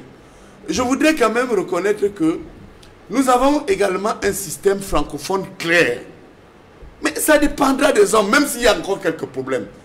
C'est régional. Non. Oui, c'est bien compris. Je pense qu'avec des hommes forts, des gens responsables, personne ne peut nier qu'on a quand même amorcé un processus de démocratie représentative qu'il faut chaluer. Alors, prenons cet extrait de Anissé Georges Dologuélé, candidat à cette élection présidentielle en Centrafrique. Il s'est exprimé sur la situation dans son pays après avoir voté ce matin à Bangui. Je vous invite à l'écouter. Je suis venu voter parce que le but du jeu, c'est de changer de président de la République, de faire en sorte que Faustin Archange Touadéra ne soit plus président demain. Et pour ça, il faut que les Centrafricains votent. J'ai voté. Je pense que la consigne de vote qui a été donnée par le président Bozizé est suivie par ses militants et ses électeurs partout dans le pays. C'était le but du jeu. Malheureusement, j'ai l'impression que plus de la moitié du pays n'a pas voté. C'est ce que nous craignons quand nous avions demandé à ce que des conditions soient requises pour que chaque citoyen puisse exercer son droit de vote. J'ai l'impression que beaucoup ont été privés de droit de vote et c'est dommage. Et ce week-end, il y a eu une session extraordinaire de la conférence des chefs d'État de la communauté économique des États d'Afrique centrale, placée sous la présidence du président congolais Denis Sassou Nguesso, conférence virtuelle où le président de la République, Paul Biya, a été représenté par le ministre des Relations extérieures. Et au terme de cette conférence, les chefs d'État ont condamné avec la dernière énergie les violences qui ont coûté la vie à 3 soldats burundais de la MINUSCA et présenter leurs condoléances les plus attristées au peuple burundais ainsi qu'aux Nations Unies. La conférence des chefs d'État est clairement indiqué que ces violences devraient faire l'objet de poursuites judiciaires. Elle a demandé la cessation immédiate des hostilités sur l'ensemble du territoire centrafricain et le retrait des rebelles de toutes les lignes de front. Les chefs d'État de la CEAC demandent la poursuite du processus électoral en cours et appellent le peuple centrafricain à participer à cette élection qui se déroule ce dimanche. La conférence des chefs d'État de la CEAC demande l'ouverture d'un dialogue politique inclusif au lendemain de ces élections et sous l'égide de la communauté économique des États de l'Afrique centrale. La conférence a instruit la commission de la CEAC de continuer des contacts visant la désignation de médiateurs permanents de la crise centrafricaine, conformément à la déclaration de Libreville du 27 novembre 2020 et l'opérationnalisation d'un cadre permanent de médiation pour une paix durable en RCA. La commission de la CEAC devrait également travailler à la mise en œuvre de ce programme de désarmement, de démobilisation, de réintégration, de réforme du secteur de la sécurité, et également de justice transitionnelle, vérité, justice et réconciliation pour la République centrafricaine.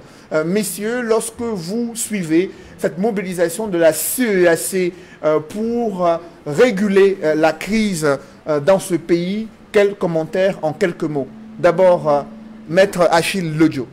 Ben voilà, la CEAC veut tout simplement redorer son blason sur le plan international. C'est de bon augure déjà cette interpellation parce que voyez-vous, le professeur Charlemagne tout à l'heure a demandé, je vais dire l'un des panélistes a demandé tout à l'heure où était la CEMAC.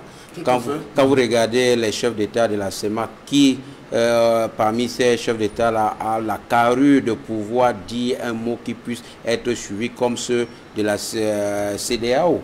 Donc là-dessus, je pense tout simplement que cette interpellation de la CEAC est la bienvenue et qu'elle continue comme ça à redorer son blason. Si elle avait fait comme ça par le passé, nous pensons que cette image, son image autant ternie ne l'aurait pas été. Messieurs, c'est la fin de cette émission, la toute dernière de l'année 2020. Merci à vous, Roger, Justin, Noah, d'être venus sur ce plateau. Vous pouvez... Oui, rapidement, je voudrais dire que le professeur Messagnan lui-même, il a reconnu que M. Paul Biya, les institutions de M. Paul Biya ne sont plus suivies. Quand un chef n'est plus suivi, la seule chose qui lui reste, c'est de partir simplement. Et puis je voudrais à son intention lui dire que ce n'est pas comme ça que nous, c'est pas dans lesquels avons éduqué, et nous faisons honte sur le plateau de télévision. Il faut qu'il se reprenne, sinon on va faire les rites comme au village. Après vous, justement, il y a Achille Lodjo qui était là, le professeur Messaga Nyamding également, membre titulaire du comité central du RDPC qui était avec nous ce dimanche. Une bonne année à toute l'équipe d'Equinox TV qui nous a fait un grand plaisir ce 2020 pour nous apporter beaucoup d'informations citoyennes. Et mon souhait aussi est que, ayant été moi-même en échange avec le ministre Jacques Famendongo, secrétaire national à la communication, je voudrais dire aux militants du RDPC qui m'écoutent que le ministre d'État, dans un échange avec moi, m'a confirmé qu'on n'avait jamais interdit aux militants du RDPC de venir à Equinox. Donc je crois que ça doit être une initiative de quelques petits caciques à mal de légitimité, et saluer Equinox et tous les médias pour le courage et la citoyenneté communicationnelle dont ils ont fait preuve en 2020 et leur souhaiter tous mes voeux pour 2021. Il y a tous les téléspectateurs qui nous écoutent. Merci professeur. Merci également à vous, Edmond Kamdia, éditorialiste et consultant sur droit de réponse, que nous retrouverons en 2021 pour continuer à analyser, décrypter l'actualité. Mesdames, messieurs, l'équipe de production de droit de réponse, avec son équipe de réalisation, avec à sa tête Georges Mitterrand-Ndam et les différents techniciens Amos Fango, Dallas Chana qui ont participé à cette dernière édition en 2020, vous adressent leurs meilleurs vœux pour l'année 2021, année de prospérité, année de santé, d'amour et de réussite dans tous vos projets. Merci d'être toujours avec nous sur Equinox en télévision. Merci d'avoir suivi cette émission, la dernière de l'année 2020. Rendez-vous dimanche prochain pour la première édition de Droit de réponse en 2021.